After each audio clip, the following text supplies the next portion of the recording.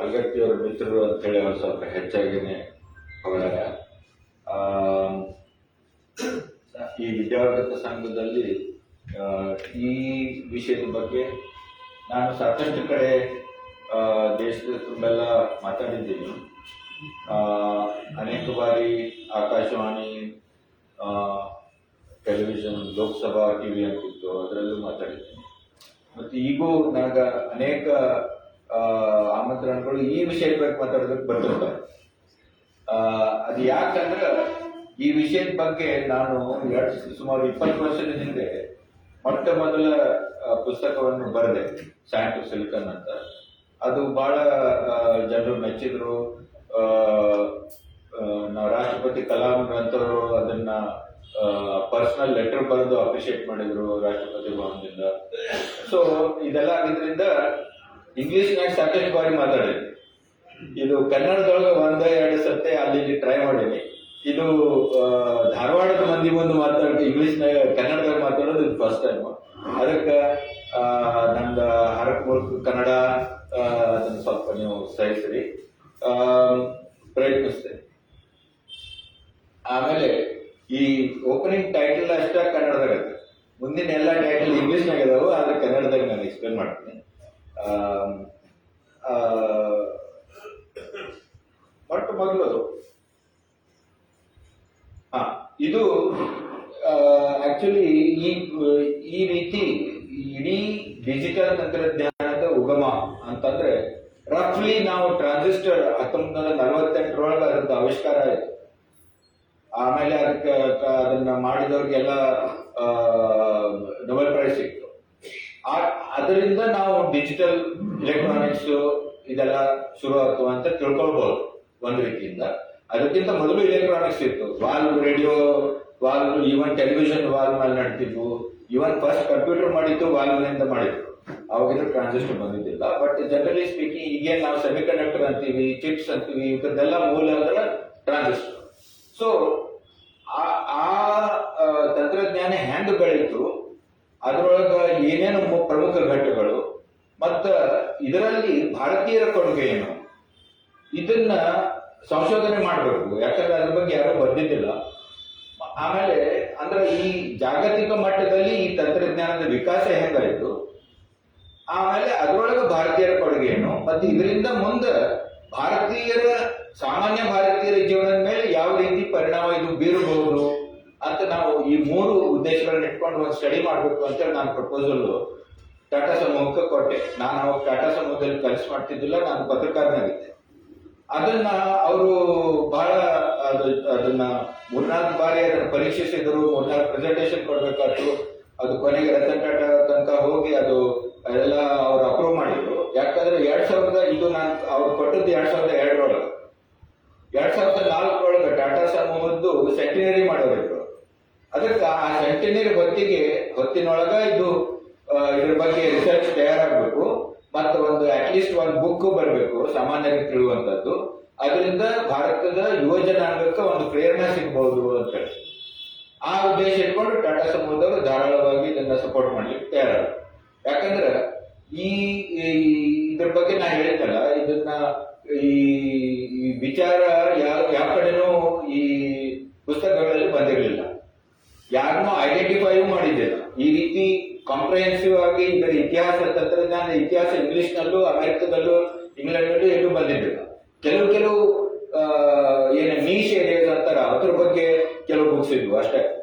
ಹಿಂಗಾಗಿ ನನಗೆ ಮುಖ್ಯವಾಗಿ ಒಂದು ರೀತಿ ಓರಲ್ ಹಿಸ್ಟ್ರಿ ಕಲೆಕ್ಟ್ ಮಾಡ್ಬೇಕಾಗ್ತದೆ. ಅದರ ಸಲುವಾಗಿ ನಾನು ಸುಮಾರು 300 ಟೆಕ್ನಾಲಜಿಸ್ಟ್ ಅನ್ನ ಪೂರ್ತಿ ವಿಶ್ವದೊಳಗ, ಎಸ್ಪೆಷಲಿ ಅಮೆರಿಕ, ಇಂಡಿಯಾ ಮತ್ತು ಕೆನಡಾದಲ್ಲಿ ನಾನು ಅವ್ರನ್ನ ಸಂದರ್ಶಿಸಿದೆ. ಸೊ ಅದಕ್ಕೆಲ್ಲ ಟಾಟಾ ಸಮೂಹದ ಸಪೋರ್ಟ್ ಇದ್ದಿಲ್ಲ ಅಂತಂದ್ರೆ ಅದು ಸಾಧ್ಯ ಇದ್ದಿಲ್ಲ. ಯಾಕಂದ್ರೆ ಅವಾಗ ಇನ್ನೂ ಇಂಟರ್ನೆಟ್ ಜಸ್ಟ್ ಬರಕತ್ತಿತ್ತು. ಹಿಂಗಾಗಿ ನಾವು ಇಮೇಲ್ ನಾಗ ಮಾತಾಡ್ತೀವಿ ಅಥವಾ ನಾವು ಝೂಮ್ನಾಗ ಮಾತಾಡ್ತೀವಿ, ವಾಟ್ಸ್ಆಪ್ನಾಗ ಮಾತಾಡ್ತೀವಿ ಅನ್ನೋದು ಇಲ್ಲ. ಸ್ವಂತ ಮುಖಾಮುಖಿಯಾಗಿ ಸಂದರ್ಶನ ಮಾಡಬೇಕಿತ್ತು. ಅವು ರೆಕಾರ್ಡ್ ಮಾಡೋದು ಟೇಪ್ ರೆಕಾರ್ಡರ್ನಾಗ ಮಾಡಬೇಕಿತ್ತು. ಅಂದ್ರೆ analogue, everything was analogue, digital ಇದ್ದಿದ್ದೇ ಇಲ್ಲ ಈ ಸಾಮಾನ್ಯ ಉಪಕರಣಗಳೊಳಗೆ.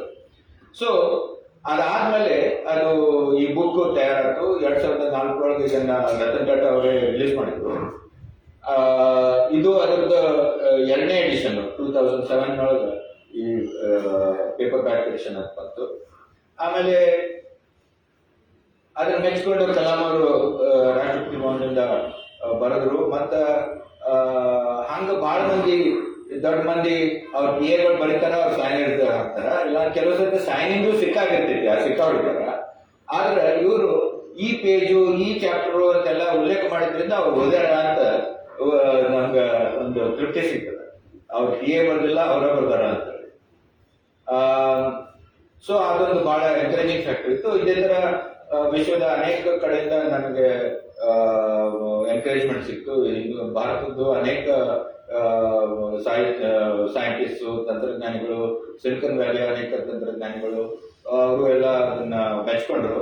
ಮತ್ತೆ ಅದ್ರ ಸಲುವಾಗಿ ನಾನು ಸುಮಾರು 25-30 ಯೂನಿವರ್ಸಿಟಿ ಮತ್ತು ಲ್ಯಾಬೊರೇಟರೀಸ್ ಅಮೆರಿಕ, ಕೆನಡಾದಲ್ಲಿ ಇದ್ದದನ್ನೆಲ್ಲ ತಿರುಗಾಡಿ ಅಲ್ಲಿಂದ ಅನೇಕ ಪ್ರೊಫೆಸರ್ಗಳನ್ನ, ಟೆಕ್ನಾಲಜಿಸ್ಟ್ ಅನ್ನ, ಯಾರಿಗೆ ಅವಾರ್ಡ್ ಸಿಕ್ಕಿದ್ವು ಬೇರೆ ಬೇರೆ subjects, electronics, semiconductors, chips, telecommunication, computer, software, artificial intelligence, ಈ ಎಲ್ಲ ಒಂದು ಸಮೂಹಕ್ಕೆ ನಾವು ಡಿಜಿಟಲ್ ತಂತ್ರಜ್ಞಾನ ಅನ್ಬೇಕು. ಆ ಕಾಲದೊಳಗೆ ಆ ಕಲ್ಪನೆನೂ ಇದ್ದಿಲ್ಲ. ಏನಾದ್ರೂ ಟೆಕ್ನಾಲಜಿ ಅಂದ್ರೆ ಆ ಸಾಫ್ಟ್ವೇರ್ ನಮ್ಮ ಇನ್ಫೋಸಿಸ್ ಐತಲ್ರಿ ಅಂತಿದ್ರು. ಓಕೆ, ಅದನ್ನ ಬಿಟ್ಟರೆ ಬೇರೆ ಮಂದಿಗೆ ಬೇರೆ ಏನೂ ಗೊತ್ತಿದ್ದಿಲ್ಲ. ಸೊ ಈ ಕಂಪ್ಯೂಟರ್ ಅಥವಾ ಇಂಟರ್ನೆಟ್ ತಯಾರಾಗಬೇಕಾದ್ರೆ ಅದರ ಮೂಲಭೂತ ಏನು ಇನ್ಫ್ರಾಸ್ಟ್ರಕ್ಚರ್ ಏನ್ ತಯಾರಾಯ್ತು, ಅದಕ್ಕೆ ಇಂಟರ್ನೆಟ್ ಆಗೋದಕ್ಕೆ ನಿಮ್ಗೆ ಫೈಬರ್ ಆಪ್ಟಿಕ್ಸ್ ಬೇಕು, ಲೇಸರ್ಸ್ ಬೇಕು, ಸೆಮಿಕಂಡಕ್ಟರ್ಸ್ ಬೇಕು. ಸೊ ಇದೆಲ್ಲ ಇರ್ಲಾರ್ದ ಇಂಟರ್ನೆಟ್ ಬರಂಗಿಲ್ಲ. ಆಮೇಲೆ ಕಂಪ್ಯೂಟರ್ಸ್, ಟೆಲಿಕಮ್ಯುನಿಕೇಶನ್, ಈಗ ನಮ್ಮ ಎಲ್ಲರ ಕೈಯಾಗ ಮೊಬೈಲ್ ಅದಾವ. ಅವ್ರ ಜಸ್ಟ್ ಮೊಬೈಲ್ ಬರಕತ್ತಿದ್ವು ಇದನ್ನ ಬರ್ದಾಗ 20 ವರ್ಷದ ಹಿಂದಿನ ಮಾತು ಹೇಳಕತ್ತ. ಸೊ ಆದ್ರೆ ಇದು ಬೆಲ್ ಲ್ಯಾಬೊರೇಟರೀಸ್ ನಿಂದ ಏನೇನೋ ಆವಿಷ್ಕಾರಗಳಾದವು. ಈ ಮೊಬೈಲ್ ಟೆಲಿಫೋನ್ ಇದ್ದು ಆವಿಷ್ಕಾರ ಹೆಂಗಾಯ್ತು, ಟೆಲಿಫೋನಿ ಒಳಗನ ಬೇರೆ ಬೇರೆ ಡಿಜಿಟೈಸೇಷನ್ ಹೆಂಗಾಯ್ತು. ಸೊ ಇದೆಲ್ಲ ಕಥೆಯನ್ನ ಒಟ್ಟುಗೂಡಿಸಿ ಇದರೊಳಗೆ ಹೇಳಲಿಕ್ಕೆ ನಾನು ಪ್ರಯತ್ನ ಮಾಡಿದೆ ಸೈಂಟಿಫಿಕ್. ಅದಕ್ಕೆ ಇದು ಅದಾದ್ಮೇಲೆ ಅದು ಕನ್ನಡದೊಳಗೂ ಬಂತು. ಕುವೆಂಪು ಭಾಷಾ ಭಾರತಿಯವರು 2014 ಇದನ್ನ ಡಿಜಿಟಲ್ ಕ್ರಾಂತಿ ಮತ್ತು ಭಾರತ ಅಂತೇಳಿ doctor Y C. Kamala national college principal ಆಗಿದ್ರು. ಅವರು ಇದನ್ನ ಅನುವಾದ ಅಂದ್ರೆ ಕನ್ನಡಿಸಿದ್ರು. ಅನುವಾದ ಅನ್ನೋದಕ್ಕಿಂತ ಕನ್ನಡೀಕರಣ ಮಾಡಿದ್ರು. ನಾನು ಮತ್ತೆ ಅದನ್ನ ಅಪ್ಗ್ರೇಡು ಮಾಡಿದ್ವಿ. ಯಾಕಂದ್ರೆ ಹಳೆ ಅದು ಡೇಟಾ ಎಲ್ಲ 2004 ಅದನ್ನ 2016 ತನಕ ಅದನ್ನ ಮಾಡರ್ನೈಸ್ ಮಾಡಿ ಅಪ್ಡೇಟ್ ಮಾಡಿ ಇದು ಪಬ್ಲಿಷ್ ಆಯ್ತು. ಆಮೇಲೆ ಅದರ ನಂತರ 2007 ಒಳಗೆ ನಾನು ಅವಾಗ ಟಾಟಾ ಸಮೂಹ ಜಾಯ್ನ್ ಆಗಿದ್ದೆ. ಸೊ ಟಾಟಾ ಸಮೂಹದವರು, especially TCS, Tata consultancy services, ಇದು ನಿಮ್ಗೆ ಗೊತ್ತಿರ್ಬೋದು. ಇದು ಜಗತ್ತಿನೊಳಗ ಮೊಟ್ಟ ಮೊದಲು ಏನು IT ಕಂಪನಿ ಶುರುವಾದವು 3, ಅದರೊಳಗೆ ಒಂದು. ಅವಾಗ ಇನ್ನು IBM ಒಂದ ಕಂಪ್ಯೂಟರ್ ಕಂಪನಿ ಇತ್ತು. ಮೈಕ್ರೋಸಾಫ್ಟ್ ಇದ್ದಿಲ್ಲ, ಇಂಟೆಲ್ ಇದ್ದಿಲ್ಲ, ಗೂಗಲ್ ಇದ್ದಿಲ್ಲ, ಯಾವೂ ಇದ್ದಿಲ್ಲ, ಫೇಸ್ಬುಕ್ ಇದ್ದಿಲ್ಲ, ಅಮೆಝಾನ್ ಇದ್ದಿಲ್ಲ, ಯಾವ IT ಕಂಪನಿಗಳು ಇದ್ದಿಲ್ಲ. ಅಂತ ಹೊತ್ತಿನೊಳಗೆ JRD ಟಾಟಾ ಅಂತವರು ನಾನಿ ಪಾಲ್ಕೆವಾಲ ಚೇರ್ಮನ್ ಮಾಡಿ ನಾವು ಕಂಪ್ಯೂಟರ್ ಅಪ್ಲಿಕೇಶನ್ಸ್ ಇಂಡಿಯಾ, ನಮ್ಮ ಭಾರತೀಯ ಎಕಾನಮಿಗೆ, ಬಿಸ್ನೆಸ್ಗೆ, ಸಮಾಜಕ್ಕೆ ಅಪ್ಲೈ ಆಗುವಂತ ಅಪ್ಲಿಕೇಶನ್ಸ್ ಡೆವಲಪ್ ಮಾಡಬೇಕು ಅಂತೇಳಿ TCS ಅಂತ ಶುರು ಮಾಡಿದ್ರು.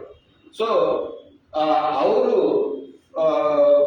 ಆಲ್ಮೋಸ್ಟ್ ಮೊಟ್ಟ ಮೊದಲು IT ಕಂಪನಿ ಅನ್ಬೋದು R&D ಶುರು ಮಾಡಿದ್ರು. ಬರೀ ಸರ್ವಿಸಸ್ ಮಾಡಿ ನಾವು ಎಕ್ಸ್ಪೋರ್ಟ್ ಮಾಡ್ತೀವಿ ಅಥವಾ ಇದು ಮಾಡ್ತೀವಿ ಅಂತಲ್ಲ, ರಿಸರ್ಚ್ ಅಂಡ್ ಡೆವಲಪ್ಮೆಂಟ್ ಶುರು ಮಾಡಿದ್ರು 1981 ಒಳಗೆ.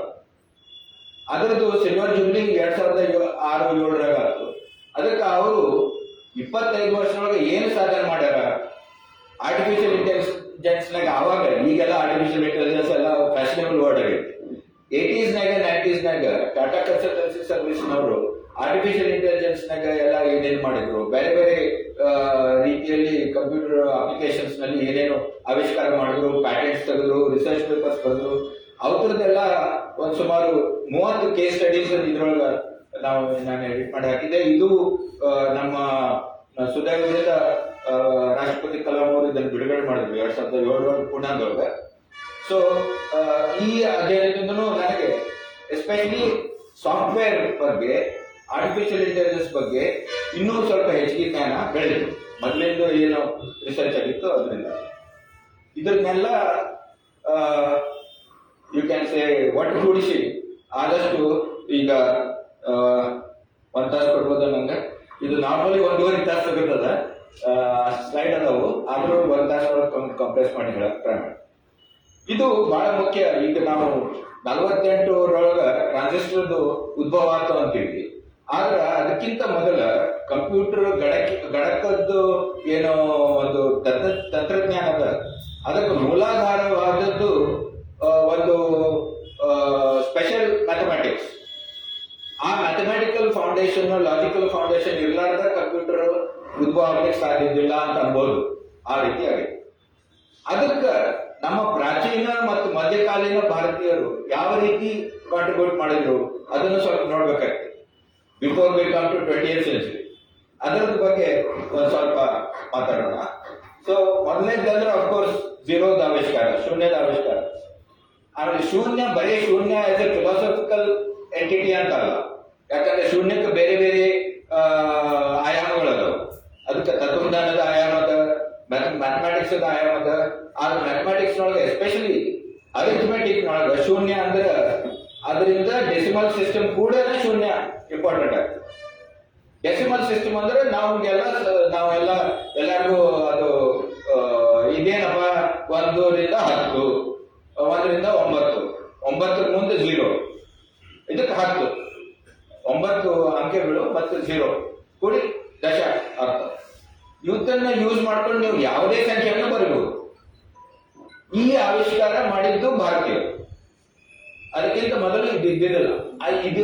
ಈ ಆವಿಷ್ಕಾರದಿಂದ ಏನಾಯ್ತಂದ್ರೆ ಯಾವುದೇ ದೊಡ್ಡ ಸಂಖ್ಯೆಗಳಿರಲಿ, ಎಷ್ಟೇ ದೊಡ್ಡ ಸಂಖ್ಯೆಗಳಿರಲಿ, ಅವತ್ತನ್ನು ನೀವು ಆಡ್ ಮಾಡ್ಬೋದು. ಆಡ್ ಮಾಡಿದ್ರೆ ಯಾಕಂದ್ರೆ ನಾವೆಲ್ಲ ಕ್ಯಾರಿ ಓವರ್ ಅಂತೀವಿ.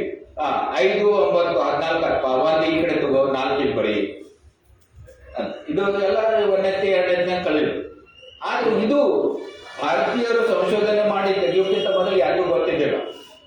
ಯಾಕಂದ್ರೆ ನೀವು ಆ ಕಾಲದ ಸುಮಾರು ಆ ಕಾಲದ ಮ್ಯಾಥಮೆಟಿಕ್ಸ್ ನೋಡಿದ್ರ, ಎಸ್ಪೆಷಲಿ ಮೋಸ್ಟ್ ಡೆವಲಪ್ಡ್ ಮ್ಯಾಥಮೆಟಿಕ್ಸ್ ಅಂತಂದ್ರೆ ಆವಾಗಿಂದು ಎಲ್ಲರೂ ಗ್ರೀಕ್ ಅಂತಾರೆ.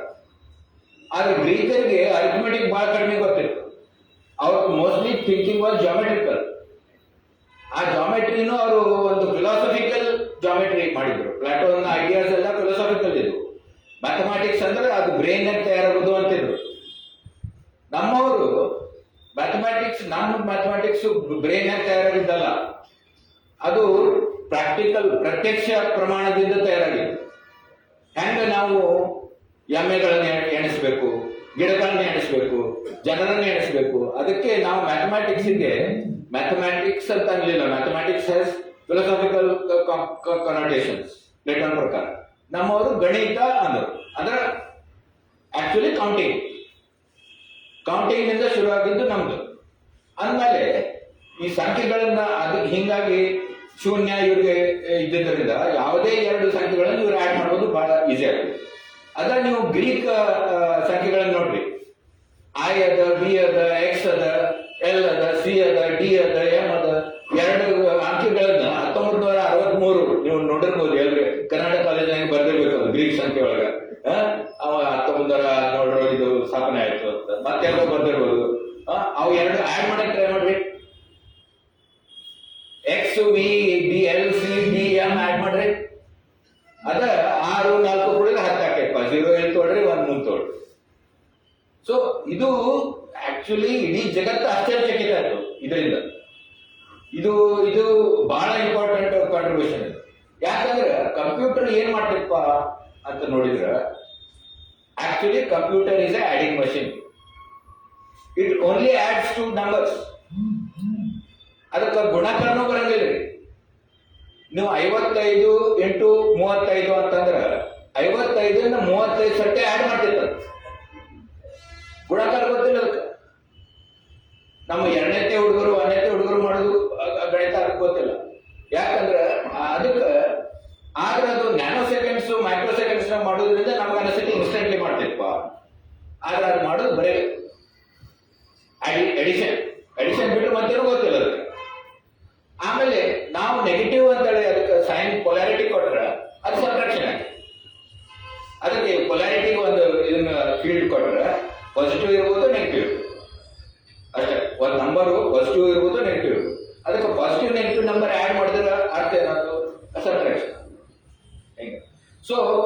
ಇಷ್ಟ ಗೊತ್ತಿಲ್ಲ, ಅದಕ್ಕಿಂತ ಹೆಚ್ಚಿಗೆ ಗೊತ್ತಿಲ್ಲ. ಅದರಿಂದ ಇಷ್ಟೆಲ್ಲ ಜಾಗೃತಿ ಏನಾಗಿತ್ತು ನೋಡಿ, ಅದು ಮೂಲ ಗುಣ ಅಂದ್ರೆ ಜಸ್ಟ್ ಅಡಿಷನ್. ಸೊ ಅದಕ್ಕೆ ಈ ಗಣಿತ ಬಹಳ ಇಂಪಾರ್ಟೆಂಟ್ ಆಗ್ತದೆ. ಈ ಗಣಿತ ಇರ್ಲಾರ್ದ ಕಂಪ್ಯೂಟರ್ ಅದಕ್ಕೆ ಸಾಧ್ಯ ಇಲ್ಲ ಅಂತ ಅನ್ನೋದು. ಈ ಗ್ರೀಕ್ ಆಲ್ಫಾಬೆಟ್ಸ್, ಗ್ರೀಕ್ ಗಣಿತ ತಗೊಂಡು ನೀವು ಕಂಪ್ಯೂಟರ್ ಮಾಡಕ್ ಸಾಧ್ಯ ಇಲ್ಲ. ಡೆಸಿಮಲ್ ಸಿಸ್ಟಮ್ ನಿಂದ of course you can make some other systems, binary systems ಅಂತ. ಇದರಲ್ಲಿ ಇನ್ನೊಂದು 0 1 0 1 ಅಂದ್ರೆ 1 + 1 ಅಂದ್ರೆ ಮತ್ತೆ 0 ಆಗ್ತೈತೆ, ಅದು ಎರಡು ಆಗಂಗಿಲ್ಲ. ನಾವ್ ಹೆಂಗ ಓಕೆ, ಸೊ ಅದಕ್ಕೆ ಎರಡಕ್ಕೆ ಹೆಂಗ್ ಬರೀಬೇಕು, ಅದಕ್ಕೆ ಬೈನರಿ ಸಿಸ್ಟಮ್ನಾಗ ನೀವು ಬರಿಬಹುದು. ಅದೇ ರೀತಿ ಡೆಸಿಮಲ್ ಸಿಸ್ಟಮ್ನಾಗೂ ಬರಿಬಹುದು. ನಾವು 343 ಅಂದ್ರೆ 300 343 ಅಂತ ಬರೆದ್ಬಿಡ್ತೀವಿ. 343 ಅಂದ್ರೆ ಏನು? 3 × 10⁻², 300 + 4 × 10⁻1, 40 + 3 × 10⁻0. ಇದಕ್ಕೆ ಮ್ಯಾಥಮೆಟಿಷಿಯನ್ಸ್ ಪಾಲಿನಾಮಿಯಲ್ ಅಂತಾರೆ. ಪಾಲಿನಾಮಿಯಲ್ ಟು ದ ಬೇಸ್ 10 ಅಂತಾರೆ. So 3 4 3 are the coefficients of this polynomial. ಹಿಂಗಾಗಿ ಇಂಥ ದೊಡ್ಡ ಸಂಖ್ಯೆಯನ್ನ ನಾವು 3 ಅದ್ರ ಕೋಎಫಿಷಿಯಂಟ್ಸ್ ಕೊಟ್ಟು ಅದನ್ನ ಹೇಳ್ಬಿಡ್ತೀವಿ. ಓಕೆ, ಸೊ ಇದು ಒಂದು ದೊಡ್ಡ ಸಾಧನೆ, ಮ್ಯಾಥಮೆಟಿಕಲಿ ಇದು ಒಂದು ದೊಡ್ಡ ಸಾಧನೆ. ಸೊ ಅದಕ್ಕೆ ಪ್ಲೇಸ್ ವ್ಯಾಲ್ಯೂ ಸಿಸ್ಟಮ್ ಅಂತಾರೆ. ಅಂದ್ರೆ ಒಂದು ಸಂಖ್ಯೆಗೆ ಅದರ ಸ್ವಂತ ಒಂದು ವ್ಯಾಲ್ಯೂ ಅದ, ಮತ್ತು ಅದು ಎಲ್ಲಿ ಐತಿ ಅದರ ವ್ಯಾಲ್ಯೂದ ಒಂದು ವ್ಯಾಲ್ಯೂ ಬರುತ್ತೆ. ಅದಕ್ಕೆ ಇದು ನೋಡಿ, ಪಿಯರ್ ಲಾಪ್ಲಾಸ್ ಅನ್ನುವಂತ ಒಂದು ಮಹಾ ಗಣಿತಜ್ಞ, ನೆಪೋಲಿಯನ್ ಫ್ರೆಂಡ್ ಅವ, ಆವಾಗಿನ ಕಾಲದೊಳಗೆ ಬಹು ದೊಡ್ಡ ಮ್ಯಾಥಮೆಟಿಷಿಯನ್ ಅಂಡ್ ಅಸ್ಟ್ರಾನಮರ್.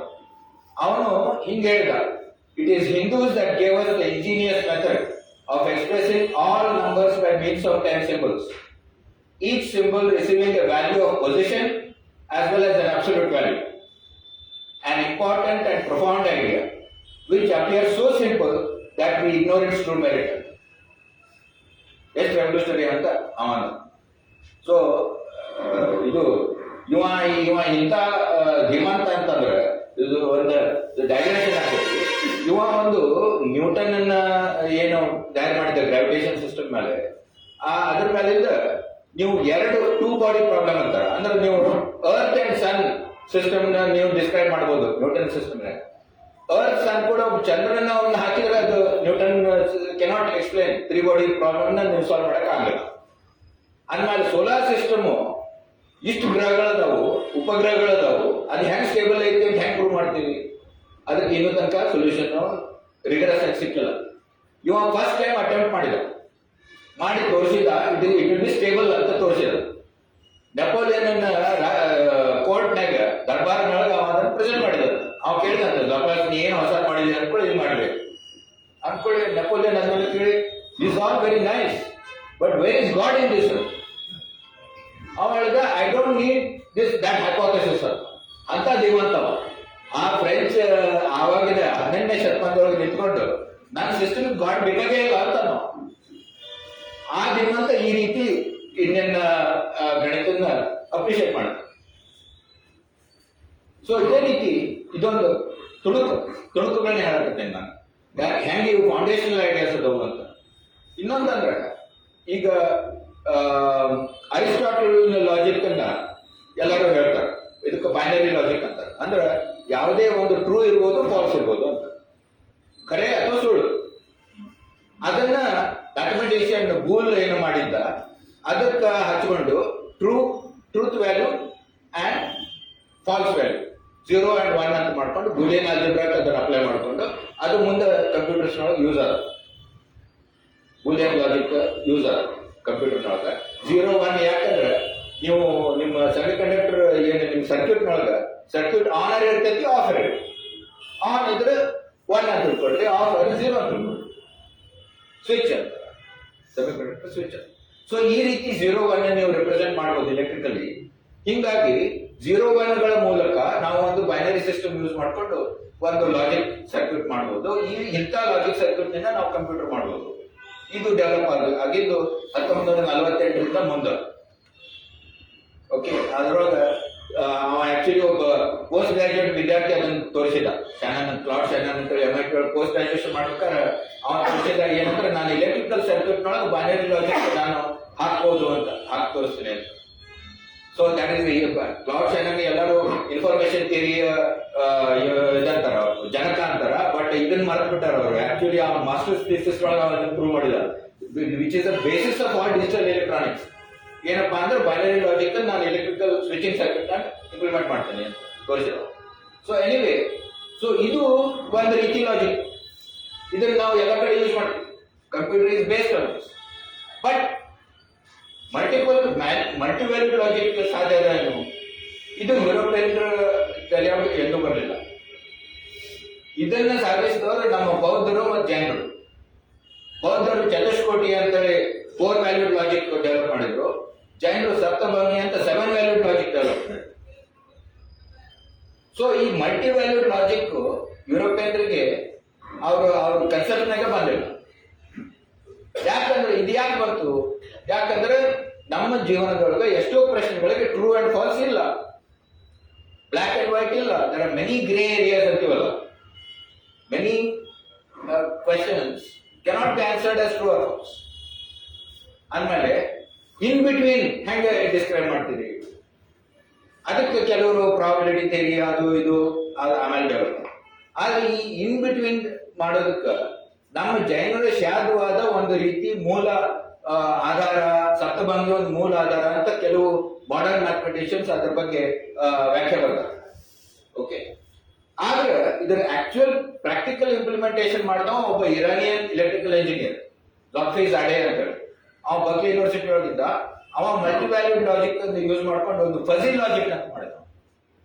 ಅಂದ್ರೆ ಬರೇ 0 and 1 ಅಲ್ಲ, 0.5 ಇರ್ಬೋದು, 0.6 ಇರ್ಬೋದು, 0.3 ಇರ್ಬೋದು ಅಂತ. ಇನ್ ಬಿಟ್ವೀನ್ ವ್ಯಾಲ್ಯೂಸ್ ಇರ್ಬೋದು. 0 and 1 ಅಷ್ಟೇ ಆಯ್ತಾ. ಅದು ನಿಮ್ಗೆ ನಿಮ್ಮ ಮನೆಯಾಗ ಯೂಸ್ ಮಾಡೋ ಪ್ರತಿಯೊಂದು ಮೈಕ್ರೋವೇವ್, ಟಿವಿ, ಇದು ವಾಷಿಂಗ್ ಮಷೀನ್ ಎಲ್ಲ ಫಜಿ ಲಾಜಿಕ್ ಯೂಸ್ ಮಾಡ್ತಾರೆ. ಯಾಕಂದ್ರೆ ಜಪನಿಯರು ಅದ್ರದ್ದು ಮಹತ್ವವನ್ನು ಕಂಡ್ಕೊಂಡ್ರು ಮತ್ತೆ ಇಮಿಡಿಯೇಟ್ಲಿ ಅದನ್ನ ಅಪ್ಲೈ ಮಾಡಿದ್ರು. ಅಮೆರಿಕನ್ಸ್ಗೆ ಅದನ್ನ ತಿಳ್ಕೊಳಕ್ ಬಹಳ ದಿವಸ ಹಿಡಿದ್ರು. ಇನ್ಫ್ಯಾಕ್ಟ್ ಅವನ್ನ ಈ ಏನ್ ಸೇದಿ ಏನಪ್ಪಾ ಅಂದ್ರೆ ಗಾಂಜಾಗಂಜೆ ಸೇದಿ ಅಂತ ಕೇಳಿದ chairman of the department of electrical engineering Berkeley ಆ ಪ್ರೊಫೆಸರ್ ಲೊಟ್ಫಿ ಝಾಡೆ, ಈ ಏನ್ ಸೇದಿ ಬರ್ದಿಪ್ಪ, are you have taken cocaine ಅಂತ. This is a cocaine of electrical engineering ಅಂದಿದ್ದ ಚೇರ್ಮನ್. ಅದು ಇಂಥದ್ದು ಟೆಕ್ನಾಲಜಿ ಅದು. ಅದ್ರದ್ದು ಮೂಲ ಅಂತಂದ್ರೆ ಮಲ್ಟಿ ವ್ಯಾಲ್ಯೂಡ್ ಲಾಜಿಕ್. ಆಮೇಲೆ ಅವ ಒಂದ್ ಕಡೆ ಹೇಳಿದ, ದಿಸ್ ಇಸ್ ಅಂದ್ರೆ ಅವ ಜೈನ ಬೌದ್ಧ ಅಲ್ಲಿಲ್ಲ, but this is based on some eastern logics ಅಂತ ಅಂದ. ಈಸ್ಟರ್ನ್ ಲಾಜಿಕ್ ಅಂದ್ರೆ ಮತ್ತೆ ಅವಿಲ್ಲ, ಇದು ಜೈನ್ ಅಂಡ್ ಬೌದ್ಧ ಲಾಜಿಕ್ಸ್, ಅದು multi valued logics. Anyway, so one more ತುಣುಕು. ಇನ್ನೊಂದು, ಈಗ ನಾವು ಇದರದ್ದು ಡೆಸಿಮಲ್ ಸಿಸ್ಟಮ್ ಬಗ್ಗೆ ಮಾತಾಡ್ದಂಗ ಮುಂದೆ ಅದರದ್ದು ನಾವೇನು ಆರ್ಯಭಟನ್ ಮ್ಯಾಥಮೆಟಿಕ್ಸ್ ನೋಡ್ತೀವಿ, ಬ್ರಹ್ಮಗುಪ್ತನ್ ಮ್ಯಾಥಮೆಟಿಕ್ಸ್ ನೋಡ್ತೀವಿ, ಆಮೇಲೆ ಭಾಸ್ಕರನ್ ಮ್ಯಾಥಮೆಟಿಕ್ಸ್ ನೋಡ್ತೀವಿ. ಈ ಭಾಸ್ಕರ ಅಂದ್ರೆ ಬ್ರಹ್ಮಗುಪ್ತನ್ ಕಂಟೆಂಪ್ರರಿ ಭಾಸ್ಕರ. ನಾವೇನು ಭಾಸ್ಕರಾಚಾರ್ಯ ಅಂತೀವಿ, ಅವ ಅಲ್ಲ, ಅವನ್ ಭಾಸ್ಕರ 2 ಅಂತಾರ. ಅವ 11ನೇ ಶತಮಾನ. ಇವರು ಬ್ರಹ್ಮಗುಪ್ತನ್ contemporary 6th century 7th century ಅವರು. ಇವ್ರು ಏನ್ ಡೆವಲಪ್ ಮಾಡಿದ್ರಲ್ಲ ಅದಕ್ಕೆ ಈಗ ಆಲ್ಜಿಬ್ರಾ ಅಂತೀವಿ ನಾವು. ಈಗ ಆಲ್ಜಿಬ್ರಾ ಅಂತೀವಿ. ಆದ್ರೆ ಇವರು ಇನ್ನೊಂದು ಬಹಳ ಇಂಪಾರ್ಟೆಂಟ್ ಇದನ್ನ ಡೆವಲಪ್ಮೆಂಟ್ ಮಾಡಿದ್ರು. ಏನಂದ್ರೆ ಯಾವುದೇ ಒಂದು ಪ್ರಶ್ನೆ, ಯಾವುದೇ ಒಂದು ಪ್ರಾಬ್ಲಮ್ಗೆ ಸೊಲ್ಯೂಷನ್ ಹೆಂಗ್ ಕಂಡುಹಿಡಿಯಪ್ಪ, ಅದಕ್ಕೆ ಮೊದಲ ಇದನ್ನ ಮಾಡ್ರಿ, ಆಮೇಲೆ ಹಿಂಗ್ ಮಾಡ್ರಿ, ಆಮೇಲೆ ಹಿಂಗ್ ಮಾಡ್ರಿ, ಆಮೇಲೆ ಹಿಂಗ್ ಮಾಡ್ರಿ, ಕೊನೆಗೆ ನಿಮ್ಗೆ ಉತ್ತರ ಸಿಗ್ತೈತಿ. ಮೊದಲನೇ ಸ್ಟೆಪ್ ಇದು, 2ನೇ ಸ್ಟೆಪ್ ಇದು, 3ನೇ ಸ್ಟೆಪ್ ಇದು, 4ನೇ ಸ್ಟೆಪ್ ಇದು, 5ನೇ ಸ್ಟೆಪ್ ಇದು. ಈ 5 ಸ್ಟೆಪ್ ಮಾಡಿದ್ಮೇಲೆ ನಿಮ್ಗೆ 6ನೇ ಸ್ಟೆಪ್ ಉತ್ತರ ಸಿಗ್ತೈತಿ ಅನ್ನುವಂತ ಒಂದು ಥಿಂಕಿಂಗ್ ಅನ್ನ ಡೆವಲಪ್, ಮ್ಯಾಥಮೆಟಿಕಲಿ ಥಿಂಕಿಂಗ್ ಡೆವಲಪ್ ಮಾಡಿದವರು ಆರ್ಯಭಟ, ಬ್ರಹ್ಮಗುಪ್ತ, ಭಾಸ್ಕರ್ ಅಂತ. ಇದಕ್ಕೆ ಈಗ ನಾವು ಅಲ್ಗಾರಿದಮ್ ಅಂತೀವಿ. ಕಂಪ್ಯೂಟರ್ನ ಈಗ ಮುಂಜಾನೆ ದೇವರ ನಾಮ ಜಪಿಸಿದವರನ್ನ ಅಲ್ಗಾರಿದಮ್ ಅಲ್ಗಾರಿದಮ್ ಅಲ್ಗಾರಿದಮ್ ಅಂತಾರೆ. ಅದ್ರ ಮೂಲ ಅಂದ್ರೆ ಆರ್ಯಭಟ, ಬ್ರಹ್ಮಗುಪ್ತ, ಭಾಸ್ಕರ್ ಡೆವಲಪ್ ಮಾಡಿದ thinking method, how to solve a problem. ಅದಕ್ಕೆ ಹೆಸರು ಅಲ್ಗಾರಿದಮ್ ಅಂತ ಯಾಕೆ ಬಂತು? That is also very interesting. ಏನಂದ್ರೆ ಮೊಹಮ್ಮದ್ ಇಬ್ನ್ ಮುಸಾ ಅಲ್ ಖಾರಿಜಿಮಿ ಅಂತೇಳಿ 8ನೇ ಶತಮಾನದೊಳಗ ಒಬ್ಬ ಅರಬ್ ಪರ್ಷಿಯನ್ ಮ್ಯಾಥಮೆಟಿಷಿಯನ್ ಇದ್ದ. ಅವನ ಫುಲ್ ಹೆಸರು ನಮ್ಗೆ ಗೊತ್ತಿಲ್ಲ, ಅಲ್ ಖಾರಿಜಿಮಿ ಅಂತಾರೆ, ಯಾಕಂದ್ರೆ ಅವ್ನು ಖಾರಿಜಿಮ್ ಪ್ರಾವಿನ್ಸ್ ನಾಗಿದ್ದ. ಆ ಹೊತ್ತಿಗೆ 8, 9, 10ನೇ ಶತಮಾನ ತನಕ Baghdad was the centre of intellectual activity ಅನ್ಬೇಕು ನೀವು ವಿಶ್ವದೊಳಗೆ. ಆ ತರ ಇತ್ತು. ಬರೀ ಸೂಫಿಸಮ್ ಅಲ್ಲ, ಮ್ಯಾಥಮ್ಯಾಟಿಕ್ಸ್, ಅಸ್ಟ್ರಾನಮಿ ಎಲ್ಲ. ಅವರು ಎಲ್ಲೆಲ್ಲಿ ನಾಲೆಜ್ ಸಿಗ್ತೈತೆ ಅದನ್ನೆಲ್ಲ ಅವರು ಅರಗಿಸ್ಕೊಳಕತ್ತಿದ್ರು, ಡೆವಲಪ್ ಮಾಡಕತ್ತಿದ್ರು. ಆಸ್ಟ್ರಾನಮಿ ಇರ್ಲಿ, ಗ್ರೀಕ್ರಿಂದನೂ ತಗೊಂಡ್ರು, ಇಂಡಿಯಾದಿಂದನೂ ತಗೊಂಡ್ರು, ಮತ್ತು ಚೈನೀಸ್ ಕಡೆಯಿಂದ ತಗೊಂಡ್ರು, and they developed it further. Chemistry, especially mathematics and astronomy, and that led to the power of Arabs at that time. Actually, scientific power of Arabs. Okay, so ಅವನು ಆರ್ಯಭಟ್ಟ ಬ್ರಹ್ಮಗುಪ್ತನ ಪುಸ್ತಕಗಳನ್ನು ಓದಿ ಅವ 2 ಪುಸ್ತಕ ಬರೆದ. ಕಿತಾಬ್ ಅಲ್ ಹಿಸಾಬ್ ಅಲ್ ಹಿಂದಿ, ಅಂದ್ರೆ ಇಂಡಿಯನ್ಸ್ ಮಾಡುವಂತ ಮ್ಯಾಥಮೆಟಿಕ್ಸ್ ಇದು ಅಂತ. ಅದರೊಳಗೆ ಅವ ಈ ಡೆಸಿಮಲ್ ಸಿಸ್ಟಮ್ ಅನ್ನ ಎಕ್ಸ್ಪ್ಲೈನ್ ಮಾಡಿದ. ಅದು ಯುರೋಪ್ ಹೋಯ್ತು. ಅದು ಅದಕ್ಕೆ ಅವರು ಅರಬ್ ಮ್ಯಾಥಮೆಟಿಕ್ಸ್ ಅಂದ್ಬಿಟ್ಟು, ಅರಬ್ ನ್ಯೂಮರಲ್ಸ್ ಅಂತ. Because it came to them from, because ಅವ್ರ ಕಾಂಪಿಟೇಷನ್ ಇತ್ತು ಅವಾಗ ಯುರೋಪ್ನೊಳಗೆ. ಯುರೋಪನ್ ಸ್ಪೇನ್ ಗೀನೆಲ್ಲ ಇವ್ರು ಕವರ್ ಮಾಡಿಬಿಟ್ಟಿದ್ರು Arabs. From Morocco that taken over half of Spain, and they were the biggest threatening power for European power. So ಹೀಗಾಗಿ ಆ ಪೈಪೋಟಿ ಒಳಗೆ ಅಲ್ಲಿನೂ ಒಂದು ಜ್ಞಾನ ಐತಿಪ್ಪ ಅಂತ ಅವ್ರಿಗೆ ಅನಿಸ್ತು. ಇಲ್ಲಾಂದ್ರೆ ಇಷ್ಟ ಹೆಂಗ್ ನಮ್ಮ ಮೇಲೆ ರಜಾಳುವಂಕ ಬರೋ ಪವರ್ ಬಂದೈತಿ ಇವ್ರಿಗೆ, ಬರೀ ಖಡ್ಗದಿಂದ ಅಲ್ಲ, ಇವ್ರ ಹತ್ರ ಜ್ಞಾನನೂ ಐತಿ ಅಂತೇಳಿ ಅವ್ರಿಗೆ ಗೊತ್ತಾಯ್ತು. ಎಷ್ಟೋ ಇವ್ರು ಅರಬ್ ಟೆಕ್ಸ್ಟ್ ಬುಕ್ಸ್ ಅನ್ನ ಅವರು ಟ್ರಾನ್ಸ್ಲೇಟ್ ಮಾಡ್ಕೊಂಡ್ರು ಲ್ಯಾಟಿನ್ ಒಳಗೆ. ಸ್ಪೇನ್ ಟೊಲಿಡೋ ಅಂತ ಹೇಳಿ ಒಂದ್ ಕಡೆ ಈಗ ಎಷ್ಟೋ ಡಜನ್ಸ್ ಆಫ್ ಟ್ರಾನ್ಸ್ಲೇಟರ್ಸ್ ಇಟ್ಕೊಂಡು ಪರ್ಷಿಯನ್ ನಿಂದ ಲ್ಯಾಟಿನಿಗೆ, ಅರಬಿಕ್ ನಿಂದ ಲ್ಯಾಟಿನಿಗೆ ಟ್ರಾನ್ಸ್ಲೇಟ್ ಮಾಡ್ಕೊಂಡ್ರು. ಅಂತ ಟ್ರಾನ್ಸ್ಲೇಷನ್ ಒಂದು ಫ್ಯಾಕ್ಟ್ರಿ ಮಾಡ್ಕೊಂಡು, ಓಕೆ, ಆಲ್ಮೋಸ್ಟ್ ಟ್ರಾನ್ಸ್ಲೇಟಿಂಗ್ ಫ್ಯಾಕ್ಟ್ರಿ ಅಂತದ್ರೊಳಗೆ ಅವ್ರಿಗೆ ಈ ನಾಲೆಜ್ ಬಂತು. ಅದಕ್ಕೆ ಅರಬಿಕ್ ಮ್ಯಾಥಮೆಟಿಕ್ಸ್, ಅರಬ್ ನ್ಯೂಮರಲ್ಸ್ ಅಂತ ತಿಳ್ಕೊಂಡ್ರು. ಅದೇ ರೀತಿ ಅವ್ರು ಇನ್ನೊಂದು ಬುಕ್ ಬರಲ್ಲ, ಬಹಳ ಇಂಪಾರ್ಟೆಂಟ್ ಬುಕ್ ಅದು. ಅದರ ಹೆಸರು ಅಲ್ ಕಿತಾಬ್ ಅಲ್ ಮುಕ್ತಸರ್ ಫಿ ಹಿಸಾಬ್ ಅಲ್ ಜಬ್ರ್ ವಲ್ ಮುಕಾಬಲಾ. ಅಂದ್ರೆ ಈ ಇಂಡಿಯನ್ಸ್ ಹೆಂಗ್ ಇಕ್ವೇಶನ್ ಸಾಲ್ವ್ ಮಾಡ್ತಾರ ಅಂತ, right hand side left hand side balance ಹೆಂಗ್ ಮಾಡ್ತಾರ. ಮುಕಾಬಲಾ ಅಂದ್ರೆ ಬ್ಯಾಲೆನ್ಸಿಂಗ್, 2 ಸೈಡ್ ಬ್ಯಾಲೆನ್ಸ್ ಮಾಡೋದು. ಅಲ್ ಜಬ್ರ್ ವಲ್ ಮುಕಾಬಲಾ ಇದು ಲ್ಯಾಟಿನ್ ಅವ್ರ ಆಲ್ಜಿಬ್ರಾ ಅಂದ್ರು. ಸೊ ಆಲ್ಜಿಬ್ರಾ ಉದಯ ಆಗಿದ್ದು ಖವಾರಿಝ್ಮಿನ್ ಬುಕ್ ನಿಂದ. ಖವಾರಿಝ್ಮಿನ್ ಬುಕ್ ಉದಯ ಆಗಿದ್ದು ಆರ್ಯಭಟ್ಟ, ಬ್ರಹ್ಮಗುಪ್ತ, ಭಾಸ್ಕರನ್ ಮ್ಯಾಥಮೆಟಿಕ್ಸ್.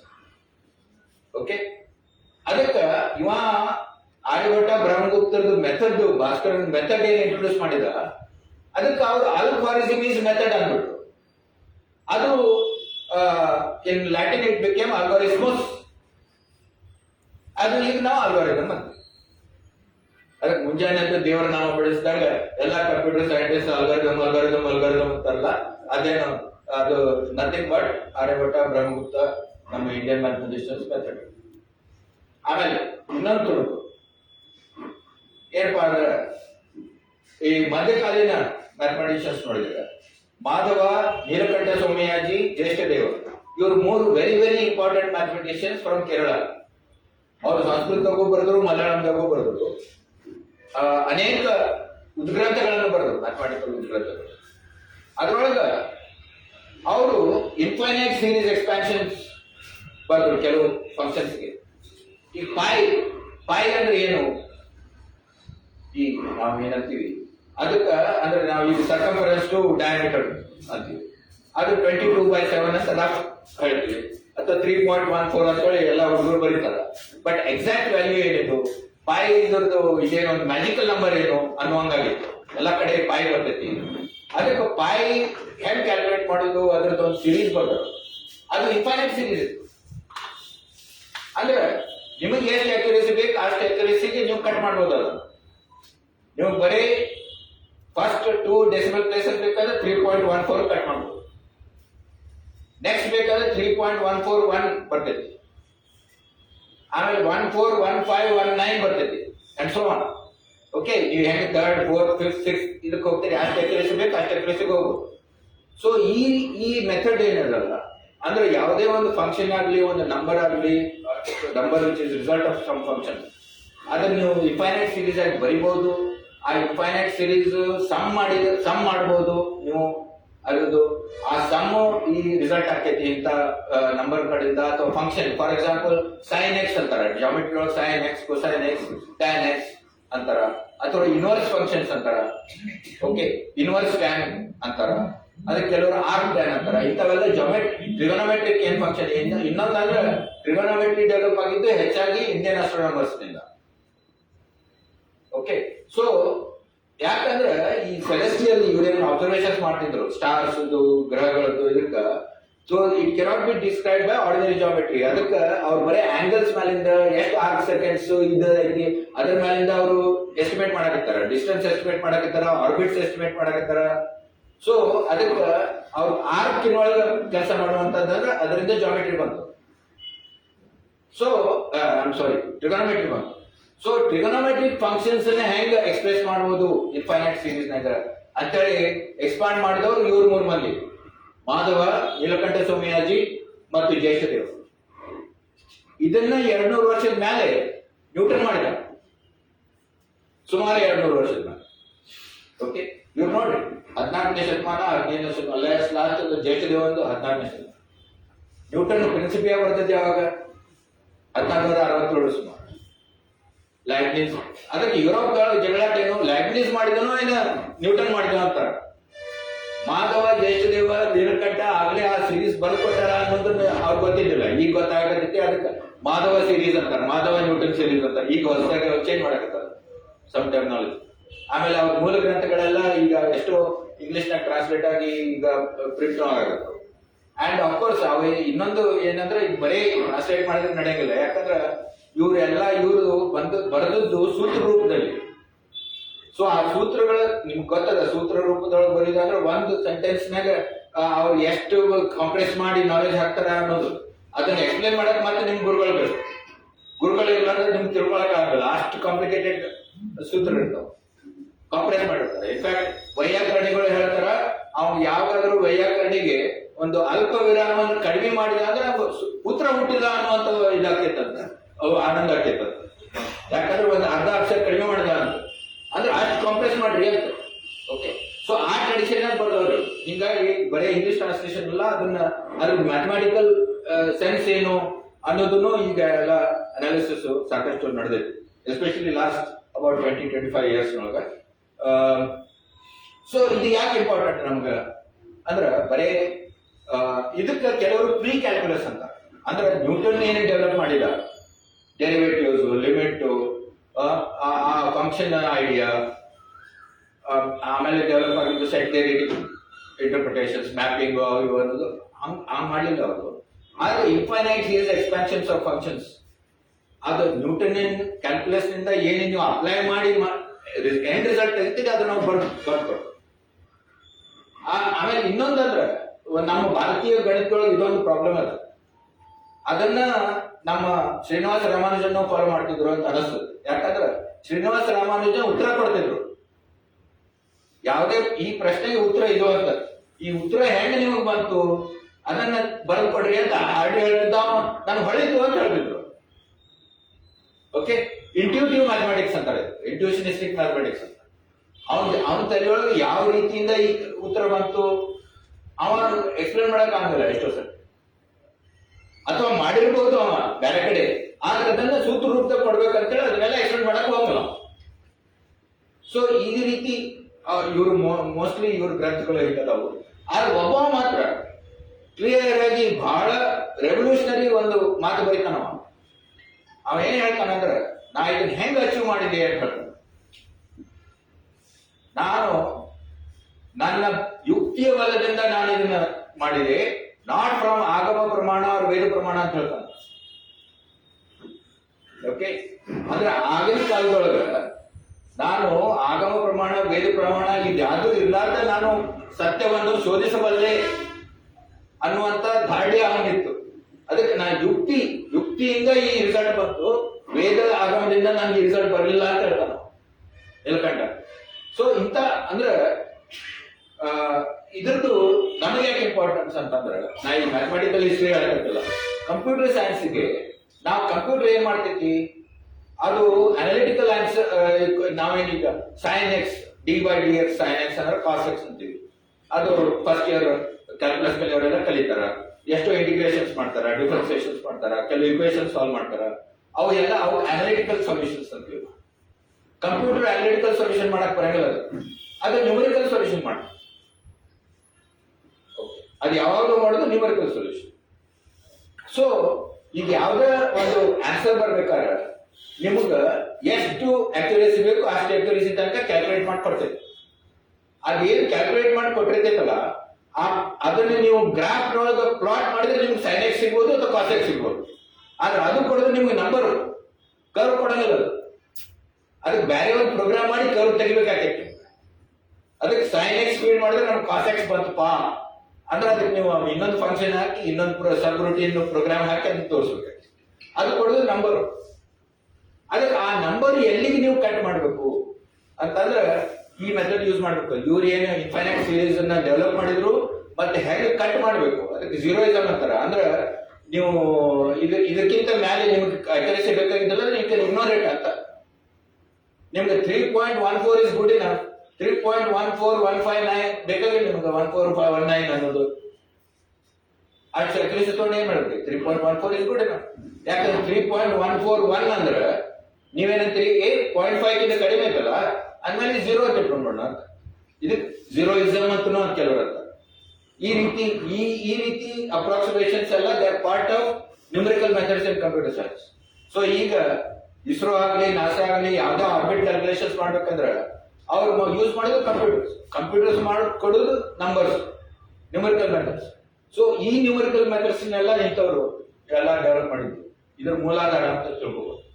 ಅದರ ಸಲುವಾಗಿ for numerical methods in computer science which is the basis of using computers in science and technology ನಮಗ ಇವ್ರ ಮೂಲಾಧಾರ. ಅದ್ರ ಸಲುವಾಗಿ ಹೇಳಾಗತ್ತೆ. Not because of I want to talk get in to history of mathematics. So ಈ ಕೆಲವು ಅಂದ್ರ ಸೈದ್ಧಾಂತಿಕವಾಗಿ ಅಥವಾ ತಳಪಾಯ ಅಂತ ತಿಳ್ಕೊಂಡು ಕೆಲವು ideas, mathematical ideas, logical ideas ಹೆಂಗೆ ಇನ್ಫ್ಲೂಯೆನ್ಸ್ ಮಾಡ್ಯಾವ modern 20th century 21st century digital technology ಅನ್ನೋದು ಸಲುವಾಗಿ ಇದನ್ನ ನಾವು ನೆನಪಿಸ್ಕೋಬೇಕು ಅಂತ ಹೇಳಿದೆ ಅಷ್ಟೇ.